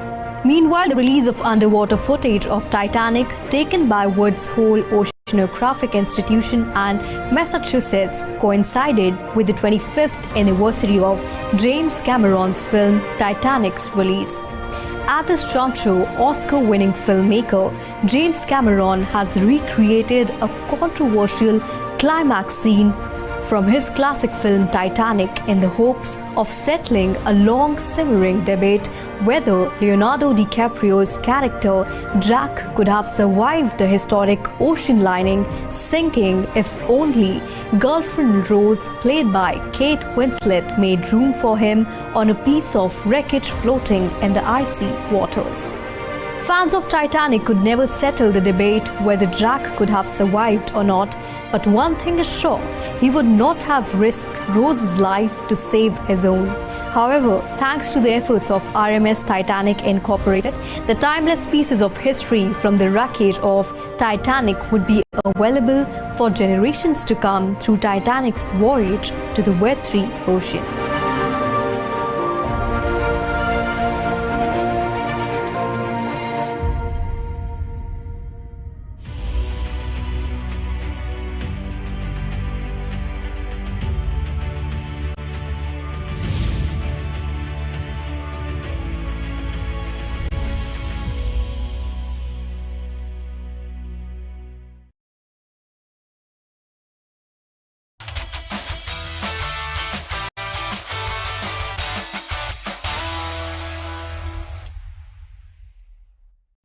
Good for your soul.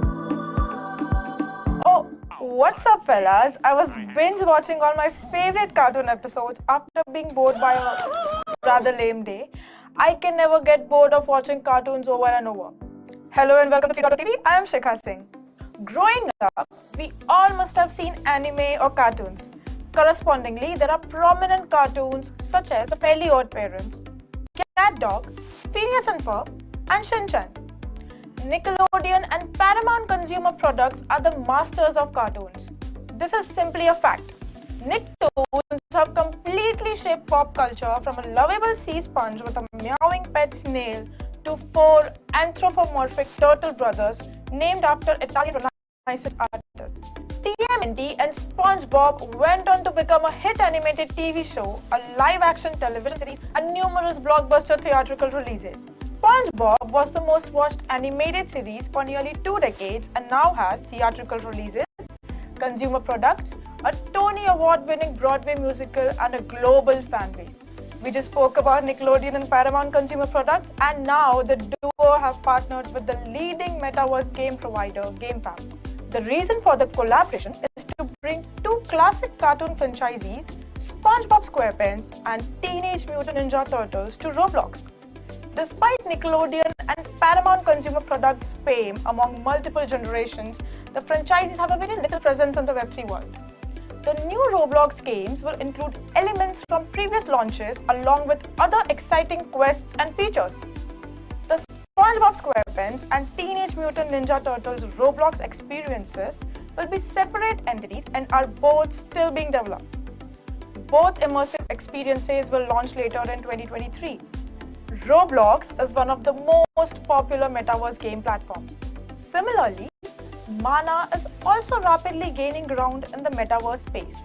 During the intraday trading session on February 20th, one of the largest transactions in the history of leading metaverse-based token, Decentraland, occurred on its network. 256.31 million Mana tokens were moved out of an unknown whale address, according to Sentiment, an on-chain data provider. In response to the massive transaction volume, Mana's price increased by 2% in the last 24 hours, and trading volume increased by nearly 20% during the same period. Metaverse has always incorporated all aspects of gaming. According to a recent survey, global virtual reality in gaming market growth, trends, COVID-19 impact, and forecasts, 59% of industry experts believe gaming will dominate VR investments in the coming years, while 64% believe gaming has the greatest potential for VR when compared to other use cases. Gaming is becoming a bigger industry than movies and sports combined. Loco, an Indian game streaming platform, has partnered with the Avalanche blockchain to create new types of fan experiences. Loco has joined the Avalanche Multiverse Incentive Program and launched a subnet, further expanding Avalanche's growth presence in Asia. Loco is developing a suite of Web3 products that will deliver fan experiences through the Avalanche subnet. The Avalanche subnet will allow Loco to tailor the properties of a custom blockchain to its apps and scale to a user base of hundreds of millions of customers, all while keeping network fees and transactions latency low, the firm said in a statement. That's it in today's special segment. We will keep you posted with more amazing updates in the meantime. For now, keep watching 3.0 TV and subscribe to our YouTube channel for more updates.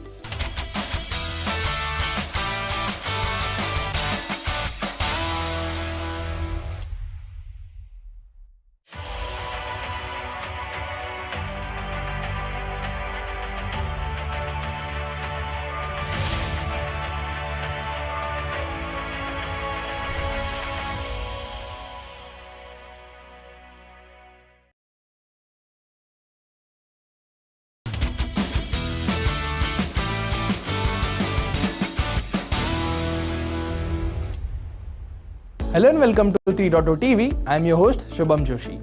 Bitcoin and other cryptocurrencies performed exceedingly well in 2023. They aren't the only ones who have done well. In fact, Bitcoin offshoots have fared far better. We are discussing Bitcoin mining. Have you ever heard of Bitcoin mining? Well, let's understand. Bitcoin mining is a process of creating new Bitcoins by solving complicated math problems that verify transactions in the currency.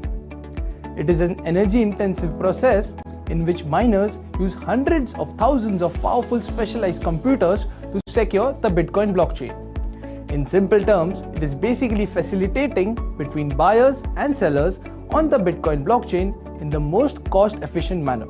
But why are we discussing this? Well, it has recently been discovered that mining stocks are on the rise, and just not that. Bitcoin mining stocks have performed, and how? some of them have outperformed the primary cryptocurrency Bitcoin itself. Analysts were quick to spot the trend. On March 1st, Bitcoin mining analyst Geran Mellerud posted an update on Bitcoin mining stock performance. His findings revealed that 20% of Bitcoin mining stocks were ahead of the asset's gain in February. All but one have outperformed the Nasdaq he mentioned. Among these Bitcoin mining stocks, Iris Energy was the top performing mining stock in February with a gain of 29%. The research further discovered that most of the gains came mid-month when the Australian firm announced the purchase of 4.4 exahashes worth of mining rigs from Bitmain. Cipher Mining was a close second in February with a gain of 27%. The Texas Miner Company saw huge gains at the start of the month following positive expansion updates in January. Spear 3D Corp, Cathedra Bitcoin Incorporation and Stronghold Digital Mining Incorporation also outperformed Bitcoin in February with a gain of 7 to 11%. It has also been observed that Bitcoin network's hash rate is near its peak levels, which is observed to be good for security but not so much for miners competing for the next block. Well, you must be wondering, first I said mining stocks and now hash rate. What is this hash rate? Well, hash rate refers to the computing power being used by a network, for example the Bitcoin network, to process transactions. Determining hash rate can help investors gauge the health and security of a cryptocurrency's network. According to data from BitInfo charts, the average network hash rate is currently at 327 exahashes per second. However, peaked in late February as new machines found their way online to secure this network. Coming back to stocks' performance, if they manage to keep up the good work, it is possible that going forward it would translate some of the gains in Bitcoin as well. Well, that's all there is in today's special segment. Keep watching 3.0 TV for more such interesting updates. Have a great day.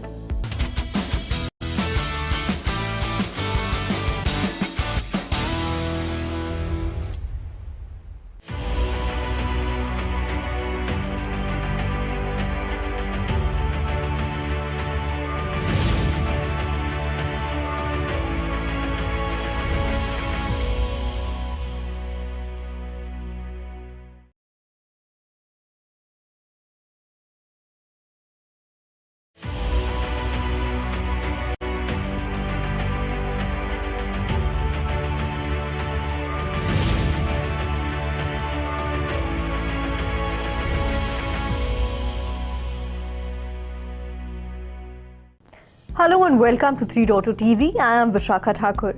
The metaverse is one of the most important emerging technologies right now, and AI can guide it to success.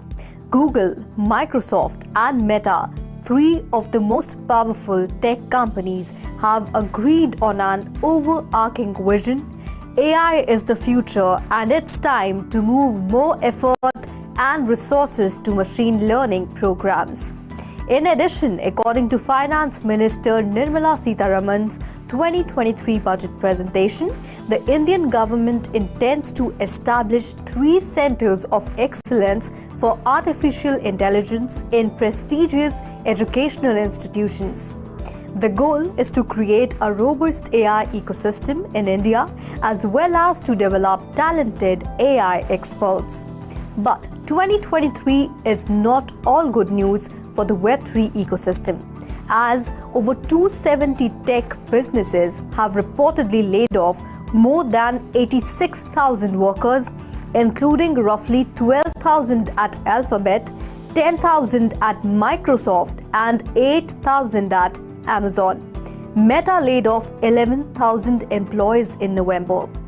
Tech titans have begun to divert their attention to artificial intelligence.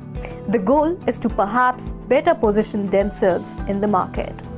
Sundar Pichai, CEO of Google and parent Alphabet, wrote in a January blog post that the company has a substantial opportunity in AI and is adjusting priorities to fully capture it, building on the company's early investments in AI.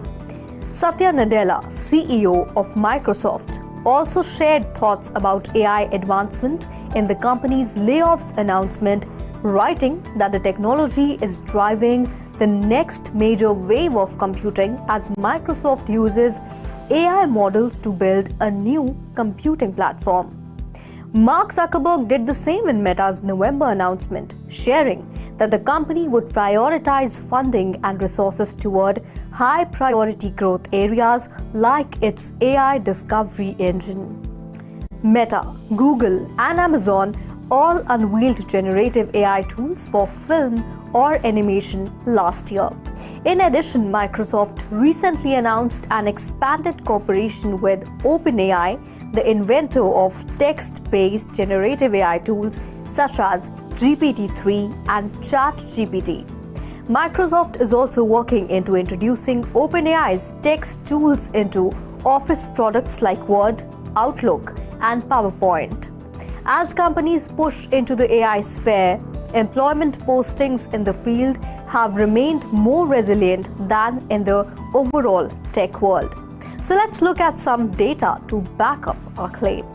According to ZipRecruiter statistics provided with TechBrew, IT job vacancies increased by slightly over 2% in January compared to February 2020. In comparison, AI job postings increased by 6.3%. So, with all this happening in the tech world, let's take a look at how AI is making way for the metaverse in order to make it reach its potential.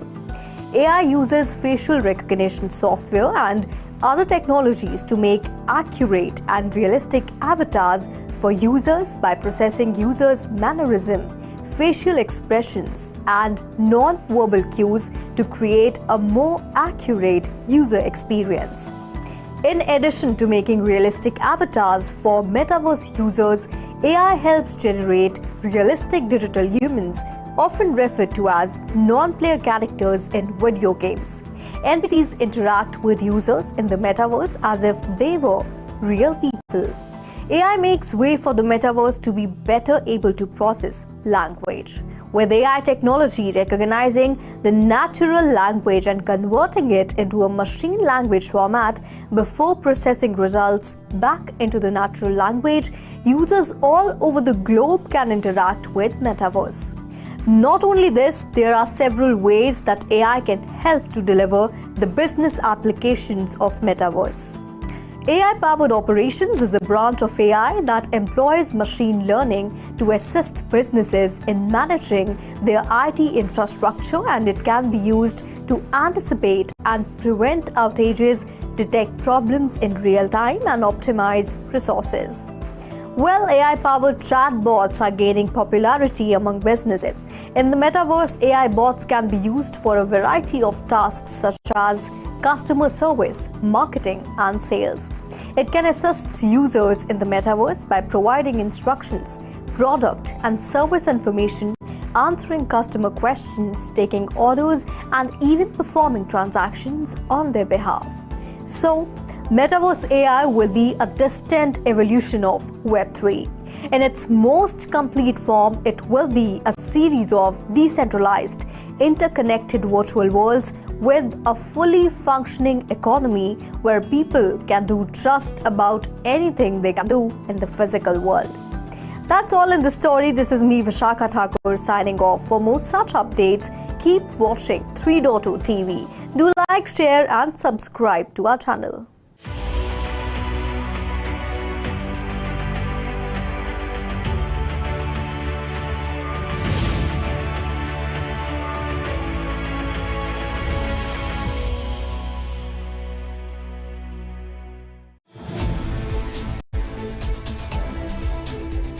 We will keep you connected to the evolving world of NFT. For accurate and latest updates of cryptocurrency markets and global regulations. Metaverse and Web3. 3.0 TV covers the latest crypto crimes. Keeps you updated about the global crypto events and exhibitions.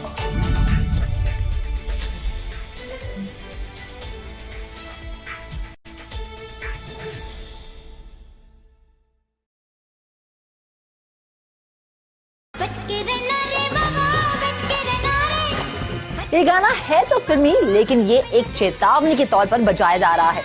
कहानी interesting है, इसलिए जरा गौर से सुनिए।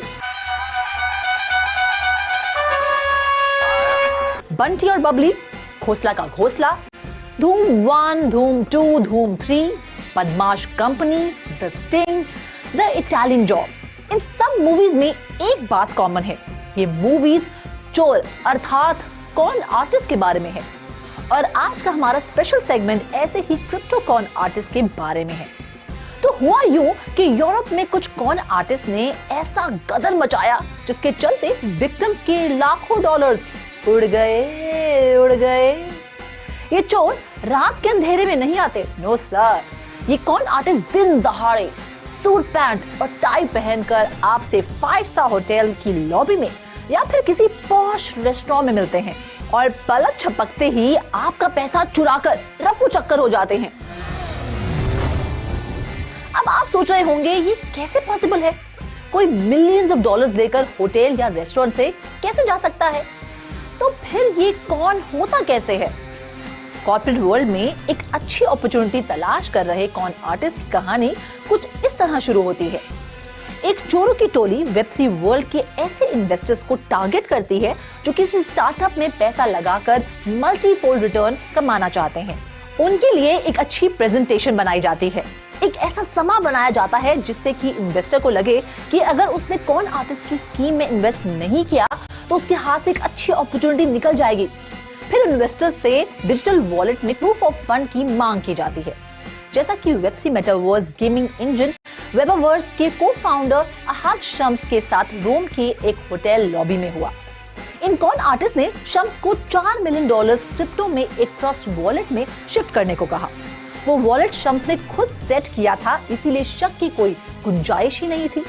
फिर भी जब वो मीटिंग से उठकर घर आए तब तक उनके खुद के वॉलेट से $4 मिलियन गायब हो चुके थे।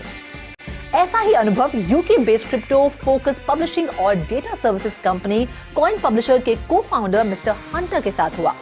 वो अपने स्टार्टअप के लिए $2.2 मिलियन रेज करना चाहते थे। कॉन आर्टिस्ट ने उससे कहा कि वो एक वेल्थ मैनेजर है और एक रिच पार्टी को रिप्रेजेंट करता है। वो हंटर को $2.2 मिलियन दिला देगा, बदले में उन्हें 10% कमीशन यानी कि ओवर $200,000 बिटकॉइन में देने होंगे।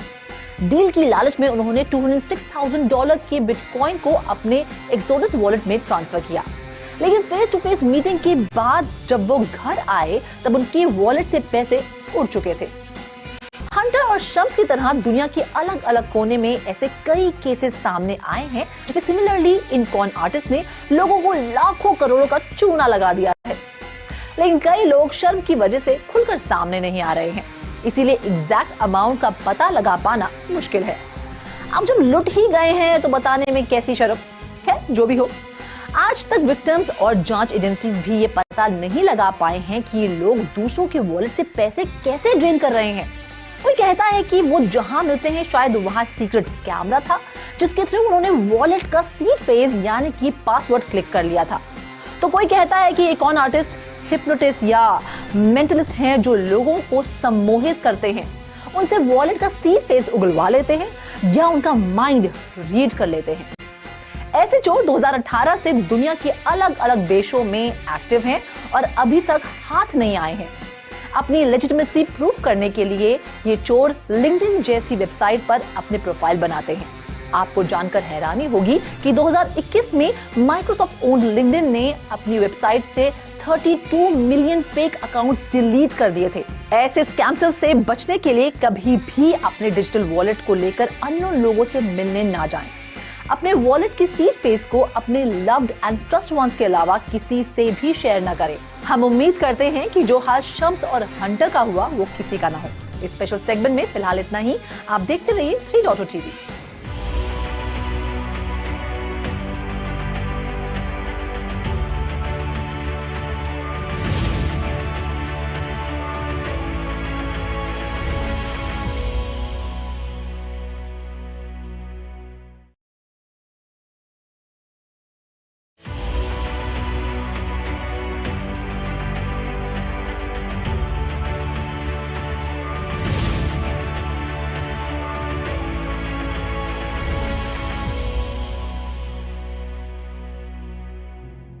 Hello and welcome to 3.0 TV. I am Vishakha Thakur. Metaverse is grabbing the attention of telecom giants as the technology has potential to disrupt the industry. Picking the signals from industry congregation last year on the sidelines of Mobile World Congress held at Barcelona in Spain, the participants are excited about the opportunities present in the virtual world. The attendees were subjected to their first-hand experience of the metaverse thanks to SK Telecom's display wearing virtual reality headsets, or they could even travel virtually to Paris to see various tourist destinations. Cut to Mobile World Congress 2023, which will be held from 27 February to 2nd March, users will once again take a virtual ride into Metaverse. This time around, Indian telecom giant Vodafone Idea is all set to provide users the experience of flying a real drone from the Metaverse. Flying a drone will probably not be an issue, but considering the situation where flying a real drone into a metaverse can have certain cost implications. Vodafone Idea is already burdened by a mountain of debts. The telecom operator recently reported a widening of its consolidated loss to Rs 7,990 crore for the third quarter. The total gross debt as of December 31st, 2022 stood at Rs 2.22 lakh crore, comprising deferred spectrum payment obligations of Rs 1.39 lakh crore, and the debt from banks and financial institutions stood at Rs 13,190 crore. It appears Vodafone is evaluating opportunities on the metaverse to enhance customer experience and is keenly following this emerging technology. To attract more customers, Vodafone is inviting visitors to its stand at MWC 2023 to enter Vodafone's metaverse and fly a real-life 5G connected drone located in Sewell, 830 kilometers away, using a Meta Quest Pro virtual reality headset. The Metaverse drone is one of a series of new network application programmable interfaces being developed by Vodafone. Network APIs are a set of rules based on industry-wide open standards that allow developers to plug into and use the low latency benefits, speed and scale of Vodafone's pan-European 5G network, which covers nearly 350 towns and cities through a simple and secure user interface. Built by Vodafone's developers, the Metaverse API could be used by emergency services to control drones out of sight and to deliver vital medical supplies in a congested area. Further, it will enable farmers to inspect vast perimeter fences and energy companies to check remote power lines. Vodafone's 5G network will deliver a range of metaverse services to its consumer and business customers, such as AR or XR services for gaming and entertainment, navigation, remote assistance and maintenance, and immersive shopping. The technology will help create sustainable future and accelerate digital business products, and service is the central theme for Vodafone at MWC. Its stand is arranged into 5 zones: greener together, greener foundations, greener today and tomorrow, and core. Well, Vodafone's 5G network is a powerful tool that can support, enhance and enable business and consumer innovations. At the forefront of this innovation is the world's first prototype 5G network built on a Raspberry Pi, showcasing at MWC, which could give customers their very own low-cost, private and fast mobile broadband network. Well, that's all in the story. This is me, Vishakha Thakur, signing off. For more such updates, keep watching 3.0 TV. Do like, share and subscribe to our channel. And for instant updates, do press the bell icon.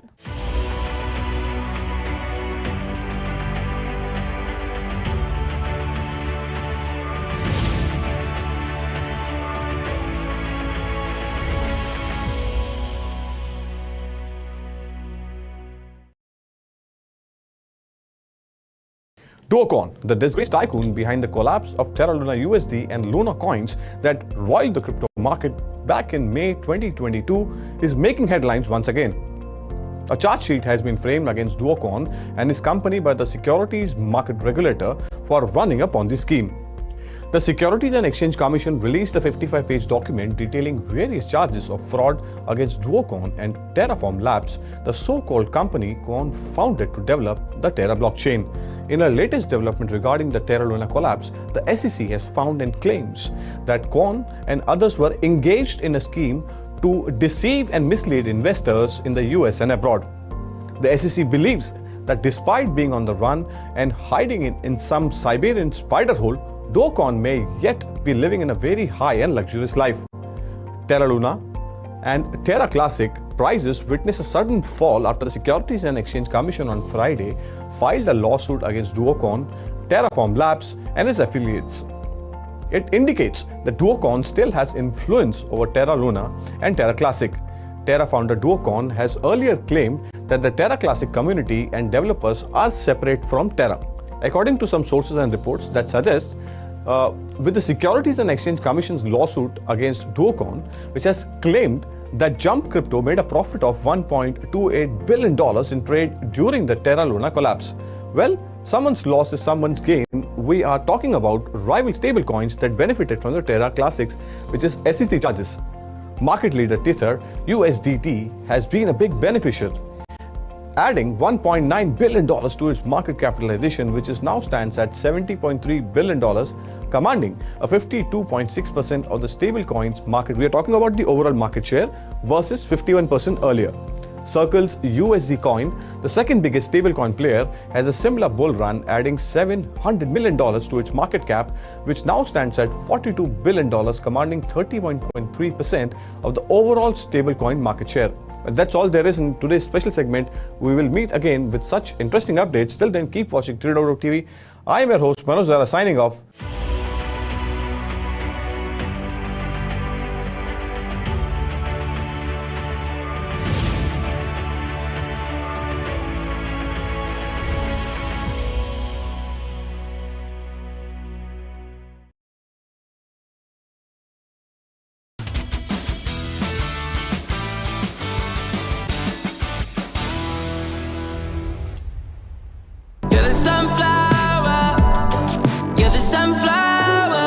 From Post Malone to Sonam Kapoor's character in Sanju to Kareena Kapoor's character in Three Idiots, everyone adores sunflowers.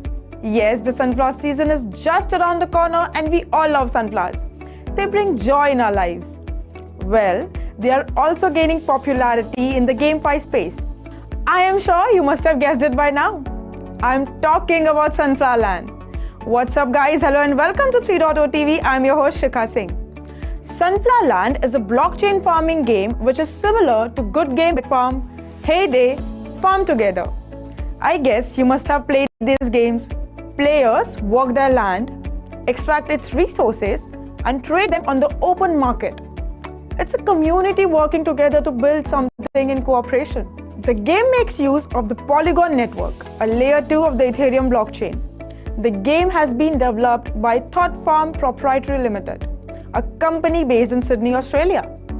Sunflower Land attempts to recreate the conditions of real-life market economics. So the game's developers have a heavy focus on the supply and demand of the in-game resources. Scarcity is built in and hard work is rewarded. Each player starts the game with a plot of land which they can build up from the bottom. They can also put their own money into the game to progress quickly and get ahead of all players. To connect to Sunflower Land, you'll need a Polygon-enabled crypto wallet such as MetaMask. Switch to Polygon, connect to Sunflower Land, and you'll be asked to sign a few requests. You'll also need to pay a small amount of Matic for gas fees. Then you need to donate a minimum of 1 Matic to play the game. This money goes to charity that you will choose from a list of options. Confirm your transactions, wait a few moments, and you will be given a farm so you can start your journey inside the Sunflower Land. Sunflower Land is indeed a blockchain game that employs NFT. The farm is the most important. This is a player's plot of land in the Sunflower Land virtual world. You guys, it's worth noting that farms are free to mint, but they can't be sold on the market. There are many listed Sunflower Land farms with big red crosses through them on the secondary marketplace OpenSea. These are from the people who attempted to sell their farms by listing them on the market. Unfortunately for them, the game says smart contract deletes the farm automatically. This is something to keep in mind, or else you will be KO'd if you try to sell it. SFL is the Sunflower Land token. It's the glue that holds together the Sunflower Land economy. It serves as both the in-game currency and the token users earn while playing the game. GameFi is a rapidly expanding sector of the Web3 industry, particularly popular in Southeast Asia. Partnerships abound in the GameFi sector, as illustrated by Katana Inu's collaboration with Boba Networks and Metagame's collaboration with Mr. Labs. Decentralized gaming platform Katana Inu partnered with Boba Network to leverage the strengths of both companies to develop better gaming experiences that combine play-to-earn mechanics, multi-chain support, and NFTs. The combined effort between Katana Inu and Boba Network will provide players with fast, efficient transactions and exciting new NFTs. Similarly, Misten Labs, a Web3 infrastructure company and the original developer of the Sui Layer 1 blockchain, announced a collaboration with Metagame Industries, an interconnected Web3 gaming ecosystem. Metagame Industries will use Sui to develop Abyss World, a Web3-based action role-playing video game. Abyss World, backed by AMD, Microsoft, and IGN, is said to be the first AAA-level action role-playing open-world game in Web3. Abyss World combines Metagame Industries' expertise in creating exciting and interactive games with Sui's high-performance, secure, and gaming-focused technology to create a one-of-a-kind gaming experiences that bridges and unites Web2 and Web3 users. The collaboration will help both companies take over the gaming world and usher in a new era of blockchain-based gaming. That's it in today's special segment. We will meet again. Until then, keep watching 3.0 TV and do not forget to press the bell icon for more such updates.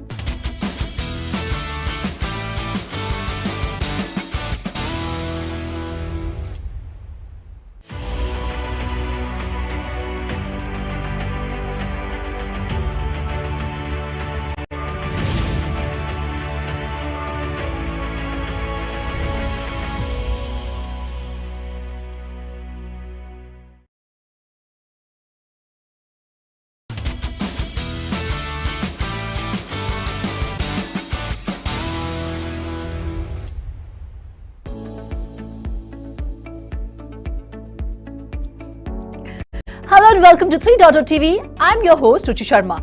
And by the looks of this segment, you must have understood that today's special segment is about emojis. No, I'm not talking about 2017 animated film The Emoji Movie. Today we are going to talk about financial emojis, because a United States federal judge has ruled that using certain emojis while tweeting specifically signals to users that they should expect a financial return on their investments. Victor Marrero, a United States District Court judge for the Southern District of New York, ruled that tweets containing emojis like the rocket, the chart with upward trend, and money bag mean a financial return on investment. The full court ruling document details the arguments made by NBA Top Shot Moments owner and developer Dapper Labs against allegations that tweets promoting its NFT platform violated US securities law and that its NFTs are securities. But while Dapper Labs contends that the promotional tweets merely provide accurate facts regarding recent sales and do not reference any gains or losses, the judge saw the matter differently. Reaction from the crypto world has been incredulous. Former SEC branch chief Lisa Braganza tweeted about the ruling, confirming that there would be a legal consequence to those who ignore it. Within the filing, the judge pointed out that some tweets published by the NBA Top Shot accounts on Twitter contains emojis indicating financial returns. And although the literal word profit is not included in any of the tweets, the rocket ship emoji, stock chart emoji, and money bags emoji objectively mean one thing: a financial return on investment. Members of the crypto community reacted to the warning and tweeted various responses. One Twitter user described the news as tragic, while another pointed out that freedom of speech no longer extends to emojis. So from now on, if you see these financial emojis, please be aware that they are not using to lure you in one of the false promise of financial rewards. And also be careful not to use such emojis in tandem with each other. Well, that's all in this special story. This is me, Ruchi Sharma, signing off. Do like, share and subscribe to 3.0 TV and have a great day.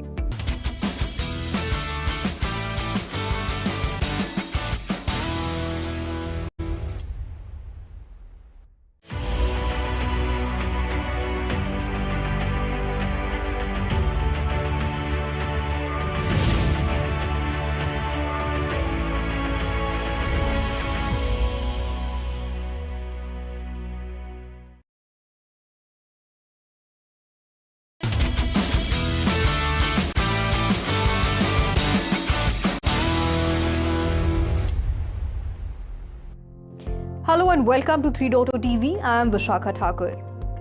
Two banks failed in less than a week. One was crypto-friendly and the other was the biggest bank for tech startups. However, cryptocurrency prices rallied Sunday night after the US Federal Reserve stepped in to provide a backstop for depositors of both banks. The event sparked instability in hitherto stablecoin market, a close cousin of legal currency. We are talking about Silvergate Bank and Silicon Valley Bank. Last Wednesday, Silvergate Capital, a central lender to the crypto industry, made public that it would be winding down operations and liquidates its banking arm, the Silvergate Bank. On Friday, Silicon Valley Bank, a major lender to startups, collapsed after depositors pulled out over $42 billion. Its Wednesday statement of fund requirement to the tune of $2.25 billion to shore up its balance sheet triggered withdrawal. Signature, with a strong crypto focus bigger than Silvergate, was seized on Sunday evening by banking regulators. It seemed the contagion is spreading thick and fast. Meanwhile, the federal government stepped in on Sunday to guarantee all deposits of SVB and Signature depositors, adding confidence and sparking a rally in the crypto markets. Though the announcement sent bitcoins and other private currencies rolling higher, but the measure influenced stablecoins negatively. Confidence in this sector took a hit as USDC, the second most liquid US dollar-pegged stablecoin, lost its peg, dropping below 87 cents at one point on Saturday after its issuer Circle admitted to having $3 billion banked with SVB. DAI, another popular dollar-pegged virtual currency that is partially backed by USDC, traded as low as 90 cents on Saturday. Both Coinbase and Binance temporarily paused USDC to dollar conversions. And on Saturday, some traders began swapping their USDC and DAI for Tether, the world's biggest stablecoin with a market value of more than $72 billion. Tether's issuing company did not have any exposure to SVB and it's currently trading above its $1 peg as traders flock to safer pastures. The stablecoin market began to rebound as of Sunday evening after Circle released a blog post saying that it would cover any shortfall using corporate resources. Both USDC and DAI have since shifted back toward their dollar peg. Meanwhile, stablecoin crypto firm Paxos said it currently holds $250 million at Signature Bank. The company added that it holds insurance for private deposits in excess of the balance Paxos currently has at Signature Bank. Additionally, the US's leading cryptocurrency exchange Coinbase said that it held a corporate cash balance of around $240 million with Signature Bank as of Friday. The exchange said that it also expects to be fully able to recover the funds. The Celsius Official Committee of Unsecured Creditors, a body that represents the interests of account holders at the bankrupt crypto lender Celsius, added that Signature Bank held some of its funds but did not disclose the amount. That's all in the segment. This is me, Vishakha Thakur, signing off, and for more such updates, keep watching 3.0 TV. Do like, share and subscribe. to our channel.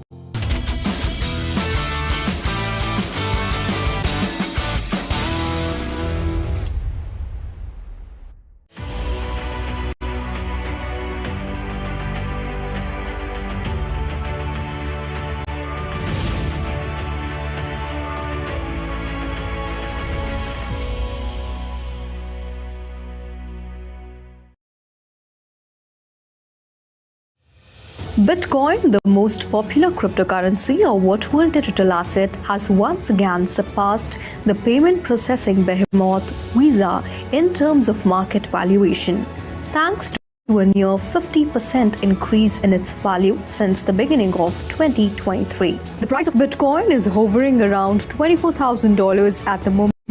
Its market size of $480.27 billion is now more than that of Visa, which has a market cap of $469.87 billion. The first occasion was in late December 2020, coincidentally coinciding with the first time that BTC reached $25,000 in value.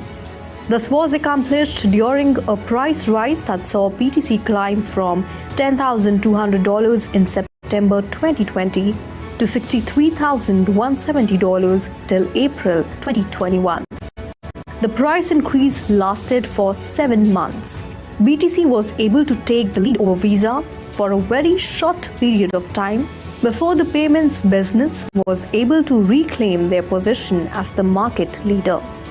Market capitalization of MasterCard, the world's second largest payment processing network, is now $345.24 billion. BTC has a significant lead MasterCard.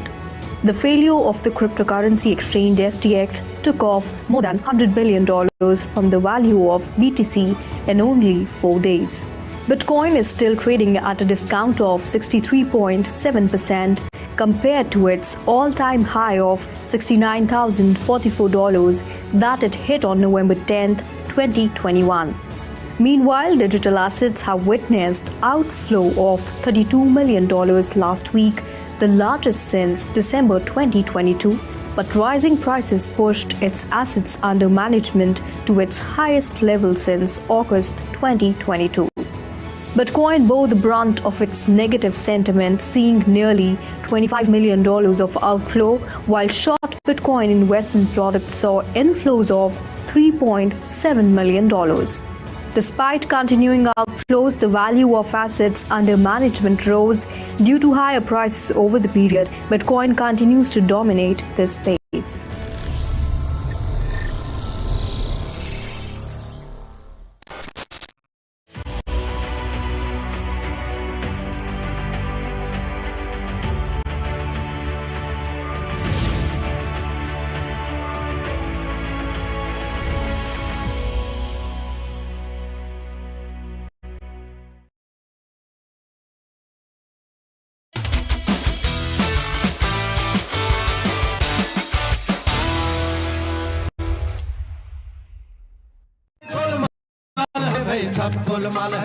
Grocery की खरीदारी करते वक्त इस गाने के बोल जरूर आपको भी सुनाई देते होंगे, लेकिन तेजी से बदल रही टेक्नोलॉजी की दुनिया में इस फिक्र यानी गोलमाल को भी खत्म कर दिया है।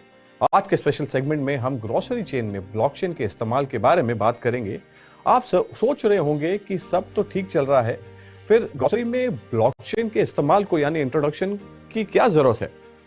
तो let me tell you one thing that all is not well. Grocery industry के बारे में IBM फूड ट्रस्ट से मिले कुछ फिगर्स आपके सामने मैं रखना चाहूंगा जो आपको चौंका भी देंगे। Food and grocery retail market share and trend analysis report के अनुसार global food and grocery industry का मार्केट शेयर 2022 में $11.68 ट्रिलियन था। जी हाँ, रिपोर्ट के अनुसार 2030 तक ग्लोबल पॉपुलेशन बढ़ेगी तो कंजम्पशन भी बढ़ेगा, जो कि एक बहुत ही एक अच्छा एग्जांपल है जिससे global grocery industry market share 25% बढ़ेगा 2030 तक। एक और रिपोर्ट मैकेंजी की रिपोर्ट के मुताबिक राइजिंग ऑपरेटिंग कॉस्ट और फियर्स कंपटीशन के कारण 2012 से अब तक ग्रोसरी सेक्टर का 50% से भी ज्यादा प्रॉफिट डिसअपीयर हो गया है। एमवे ने एक पोल किया था जिसके अनुसार 63% लोगों का कहना है कि वो लोग रिस्पॉन्सिबली मेड और ट्रांसपेरेंटली सोर्स प्रोडक्ट के लिए एमआरपी से भी लगभग 36% ज्यादा दाम देने के लिए तैयार हैं। तो UN food and agriculture organisation के अनुसार इंडस्ट्रियलाइज्ड कंट्रीज में 40% से ज्यादा खाद्य पदार्थ रिटेल और कंज्यूमर लेवल पर वेस्ट हो रहे हैं और कांग्रेशनल रिसर्च रिजर्व्स के अनुसार फ्रॉड और मिलावट के कारण ग्लोबल फूड इंडस्ट्री को सालाना लगभग $15 बिलियन का नुकसान भी हो रहा है। एक और रिपोर्ट जो कि क्वेस्ट रिसोर्स के नाम से मशहूर है, क्वेस्ट रिसोर्स मैनेजमेंट ग्रुप की रिपोर्ट के अनुसार हर साल ग्रोसरी स्टोर की शेल्फ में रखा हुआ 10% फूड भी ज्यादा वेस्ट हो जाता है या फिर एक्सपायर हो जाता है। एक तरफ जहां इतने फूड वेस्ट हो रहे हैं, वहीं दूसरी तरफ यूनाइटेड नेशंस के अनुसार दुनिया भर में लगभग रोजाना 25,000 लोग भूख के कारण रोज मरते हैं और सैडली हर साल 3 लाख बच्चे भी भूख के कारण अपना दम तोड़ देते हैं। Shocking, I know, but it's sad fact of life. तो ग्रोसरी चेंज की इतनी सारी प्रॉब्लम्स तो हमने आपके सामने रखी भी है, लेकिन उनका एक ही रामबाण इलाज है और वो है ब्लॉकचेन टेक्नोलॉजी। इसलिए तो वर्ल्ड के लार्जेस्ट ग्रोसरी चेन्स यानी कि वॉलमार्ट ने भी अपनी सप्लाई चेन में ग्रोसरी की मूवमेंट्स को ट्रैक करने के लिए IBM फूड ट्रस्ट के ब्लॉकचेन प्लेटफॉर्म का यूज करना भी शुरू कर दिया है। तो आइए समझते हैं कि ब्लॉकचेन द्वारा सप्लाई चेन में ग्रोसरी की मूवमेंट्स को ट्रैक कैसी होती है और उसके फायदे क्या क्या हैं। लेकिन इसके लिए हमें पहले फूड की जर्नी समझना जरूरी है। जी हाँ, फूड की जर्नी। हम रोज दाल, चावल, गेहूं, दूध इत्यादि खाते हैं। वो हमारे पास कहां से आता है, इसके बारे में कभी सोचा है आपने? एक फार्मर दूर गांव में दाल, गेहूं, जीरा, हल्दी इत्यादि उगाता है जो कि वो नजदीकी यार्ड में बेचता है। वहां से वो स्टोरेज फैसिलिटी में जाता है जहां से और मिडिलमैन ऐड होते हैं, फिर वहां से होलसेलर्स और फिर नजदीकी किराना स्टोर्स यानी द मॉल के पास में वो पहुंच जाता है। और हर लेवल पर फूड की प्राइस बदलती रहती है। इतना ही नहीं, हर लेवल पर फूड प्रोडक्ट्स की एक्सपायरी और मिलावट का भी खतरा बना रहता है। लेकिन ब्लॉकचेन के इस्तेमाल से इसमें काफी बदलाव आ सकता है। ब्लॉकचेन की मदद से फार्मर से लेकर एंड यूजर तक फूड की जर्नी को टाइम स्टैम्प के साथ में ट्रैक किया जा सकता है, जिससे ग्रोसरी की एक्सपायरी और मिलावट को भी रोका जा सकता है। गार्टनर की एक रिपोर्ट के अनुसार 20% of the top global grocers आने वाले समय में ब्लॉकचेन टेक्नोलॉजी को अडॉप्ट करेंगे, जिससे फार्मर्स को लेकर एंड यूजर तक सबका फायदा होगा। ब्लॉकचेन टेक्नोलॉजी फूड प्रोडक्ट्स की पारदर्शिता और फूड एक्सपायरी डेट्स की विजिबिलिटी में सुधार करने में भी मदद कर सकता है। परंपरागत तरीकों से ग्रोसरी की ब्लॉकचेन टेक्नोलॉजी ने नए स्तर पर ले जाने के लिए तैयार भी है। ऐसे में देखना दिलचस्प होगा कि ब्लॉकचेन टेक्नोलॉजी हमारी ग्रोसरी चेन में और क्या क्रांतिकारी और सकारात्मक बदलाव करती है। तो मैं मनोज दारा आपसे विदा लेता हूं। आज के लिए बस इतना ही। Web3 से जुड़ी हुई हर एक खबर को पाने के लिए देखते रहिए हमारा channel 3.0 TV। Thank you.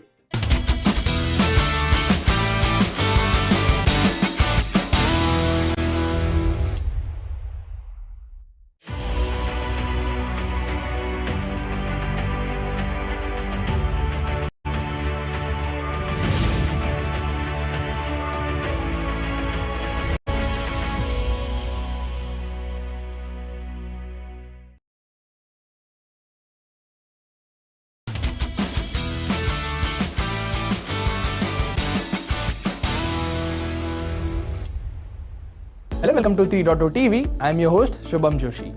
Bitcoin and other cryptocurrencies performed exceedingly well in 2023. They aren't the only ones who have done well. In fact, Bitcoin offshoots have fared far better. We are discussing Bitcoin mining. Have you ever heard of Bitcoin mining? Well, let's understand. Bitcoin mining is a process of creating new Bitcoins by solving complicated math problems that verify transactions in the currency. It is an energy-intensive process in which miners use hundreds of thousands of powerful specialized computers to secure the Bitcoin blockchain. In simple terms, it is basically facilitating between buyers and sellers on the Bitcoin blockchain in the most cost-efficient manner. But why are we discussing this? Well, it has recently been discovered that mining stocks are on the rise, and just not that. Bitcoin mining stocks have performed, and how? Some of them have outperformed the primary cryptocurrency Bitcoin itself. Analysts were quick to spot the trend. On March 1st, Bitcoin mining analyst Jaran Mellerud posted an update on Bitcoin mining stock performance. His findings revealed that 20% of Bitcoin mining stocks were ahead of the asset's gain in February. All but one have outperformed the Nasdaq he mentioned. Among these Bitcoin mining stocks, Iris Energy was the top performing mining stock in February with a gain of 29%. The research further discovered that most of the gains came mid-month when the Australian firm announced the purchase of 4.4 exahashes worth of mining rigs from Bitmain. Cipher Mining was a close second in February with a gain of 27%. The Texas Miner Company saw huge gains at the start of the month following positive expansion updates in January.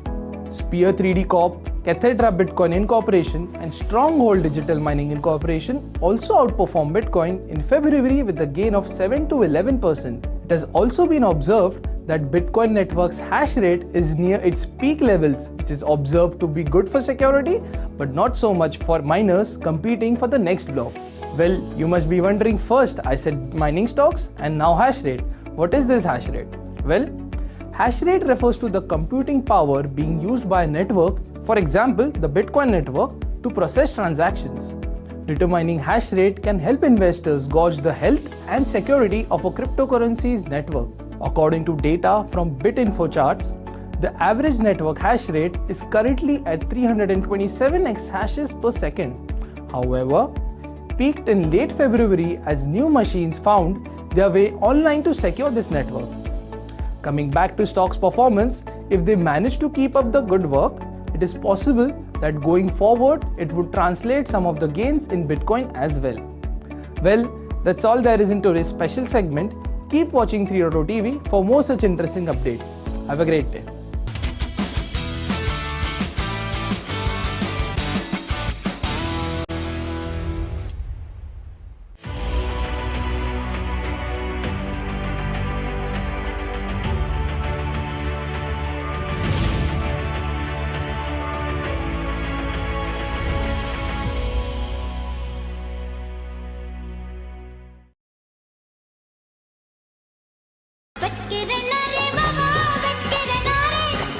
ये गाना है तो फिल्मी, लेकिन ये एक चेतावनी के तौर पर बजाया जा रहा है।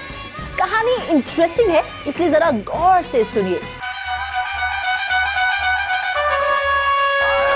बंटी और बबली, घोसला का घोसला, धूम 1, धूम 2, Dhoom 3, Badmaash Company, the Sting, the Italian Job. इन सब मूवीज में एक बात कॉमन है, ये मूवीज चोर अर्थात कॉन आर्टिस्ट के बारे में है। और आज का हमारा स्पेशल सेगमेंट ऐसे ही क्रिप्टो कॉन आर्टिस्ट के बारे में है। तो हुआ यूं कि यूरोप में कुछ कॉन आर्टिस्ट ने ऐसा गदर मचाया जिसके चलते विक्टिम्स के लाखों डॉलर्स उड़ गए। ये चोर रात के अंधेरे में नहीं आते, नो सर। ये कॉन आर्टिस्ट दिन दहाड़े सूट पैंट और टाई पहनकर आपसे 5 स्टार होटल की लॉबी में या फिर किसी पॉश रेस्टोरेंट में मिलते हैं और पलक झपकते ही आपका पैसा चुराकर रफू चक्कर हो जाते हैं। अब आप सोच रहे होंगे ये कैसे पॉसिबल है? कोई मिलियंस ऑफ डॉलर्स लेकर होटल या रेस्टोरेंट से कैसे जा सकता है? तो फिर ये कौन होता कैसे है? कॉर्पोरेट वर्ल्ड में एक अच्छी अपॉर्चुनिटी तलाश कर रहे कॉन आर्टिस्ट की कहानी कुछ इस तरह शुरू होती है।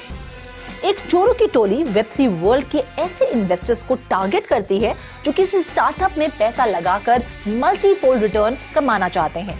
उनके लिए एक अच्छी प्रेजेंटेशन बनाई जाती है, एक ऐसा समा बनाया जाता है जिससे कि इन्वेस्टर को लगे कि अगर उसने कॉन आर्टिस्ट की स्कीम में इन्वेस्ट नहीं किया तो उसके हाथ से एक अच्छी अपॉर्चुनिटी निकल जाएगी। फिर इन्वेस्टर से डिजिटल वॉलेट में प्रूफ ऑफ फंड की मांग की जाती है, जैसा कि वेब3 मेटावर्स गेमिंग इंजन वेबावर्स के को-फाउंडर अहाद शम्स के साथ रोम के एक होटल लॉबी में हुआ। इन कॉन आर्टिस्ट ने शम्स को $4 मिलियन क्रिप्टो में एक ट्रस्ट वॉलेट में शिफ्ट करने को कहा। वो वॉलेट शम्स ने खुद सेट किया था, इसीलिए शक की कोई गुंजाइश ही नहीं थी। फिर भी जब वो मीटिंग से उठकर घर आए तब तक उनके खुद के वॉलेट से $4 मिलियन गायब हो चुके थे। ऐसा ही अनुभव UK based crypto focus publishing और data services company Coin Publisher के को-फाउंडर मिस्टर हंटर के साथ हुआ। वो अपने स्टार्टअप के लिए $2.2 मिलियन रेज करना चाहते थे। कॉन आर्टिस्ट ने उससे कहा कि वो एक वेल्थ मैनेजर है और एक रिच पार्टी को रिप्रेजेंट करता है। वो हंटर को $2.2 मिलियन दिला देगा, बदले में उन्हें 10% कमीशन यानी कि ओवर $200,000 बिटकॉइन में देने होंगे। डील की लालच में उन्होंने $206,000 के बिटकॉइन को अपने एक्सोडस वॉलेट में ट्रांसफर किया। लेकिन फेस टू फेस मीटिंग के बाद जब वो घर आए तब उनके वॉलेट से पैसे उड़ चुके थे। हंटर और शम्स की तरह दुनिया के अलग अलग कोने में ऐसे कई केसेस सामने आए हैं जिसमें सिमिलरली इन कॉन आर्टिस्ट ने लोगों को लाखों करोड़ों का चूना लगा दिया है।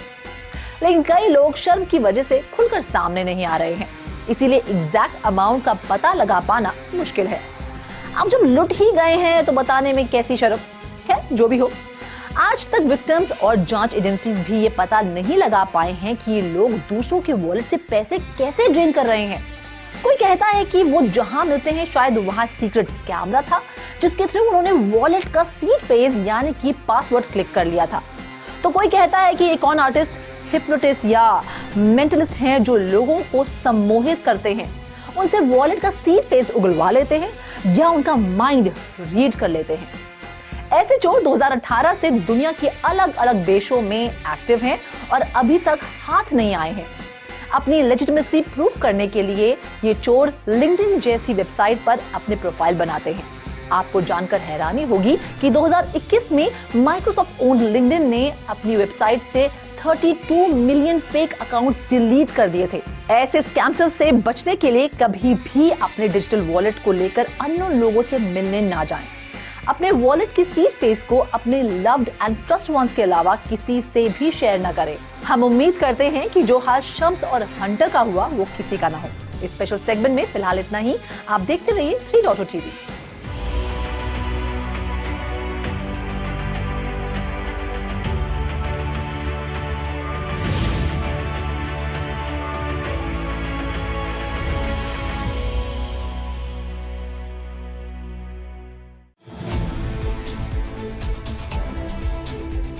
We will keep you connected to the evolving world of NFT. For accurate and latest updates of cryptocurrency markets and global regulations. Metaverse and Web3 3.0 TV covers the latest crypto crimes. keeps you updated about the global crypto events and exhibitions.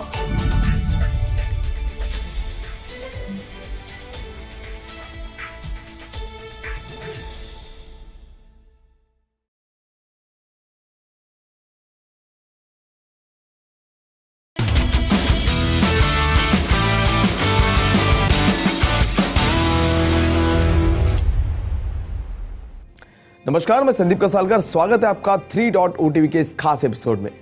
Blockchain technology को कौन नहीं जानता। Web3 जगत की सबसे secure technology ने सभी क्षेत्रों में अपने पैर पसारने शुरू कर दिए हैं, चाहे वो एग्रीकल्चर हो, हेल्थ केयर या चाहे वो एजुकेशन सेक्टर में हो। बहुत से लोग अभी भी मानते हैं कि ब्लॉकचेन केवल डिजिटल एसेट्स के ट्रांजैक्शंस को हैंडल और मैनेज करने में सक्षम है। कुछ का यह भी मानना है कि ये केवल BFSI इंडस्ट्री यानी बैंकिंग, फाइनेंशियल और इंश्योरेंस सेक्टर के लिए ही उपयोगी है, पर ऐसा नहीं है। विभिन्न इंडस्ट्रीज के बिजनेसेस विभिन्न एप्लीकेशंस पर ब्लॉकचेन की क्षमता का एक्सपेरिमेंट और लेवरेज उठाने की कोशिश कर रहे हैं।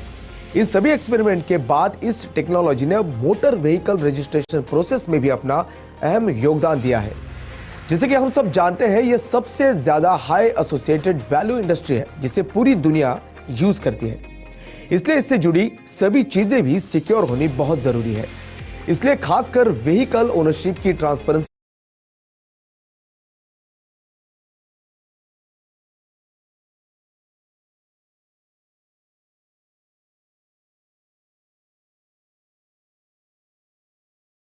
इस्तेमाल किया जाएगा। व्हीकल रजिस्ट्रेशन की प्रोसेस हमेशा से ही जटिल रही है। यह एक समय लेने वाली प्रोसेस है जिसमें कई पार्टीज शामिल होते हैं और साथ ही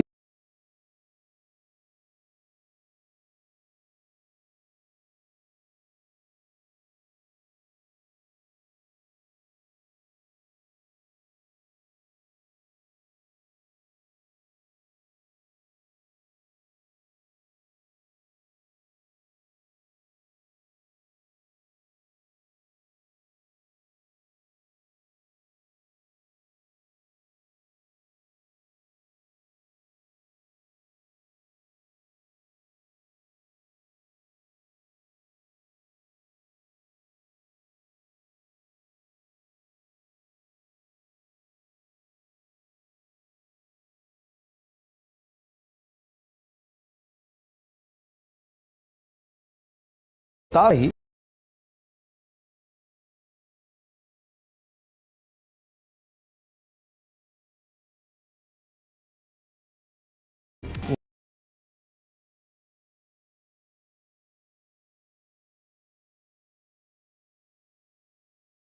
रजिस्ट्रेशन और इंश्योरेंस प्रोवाइड करेगी।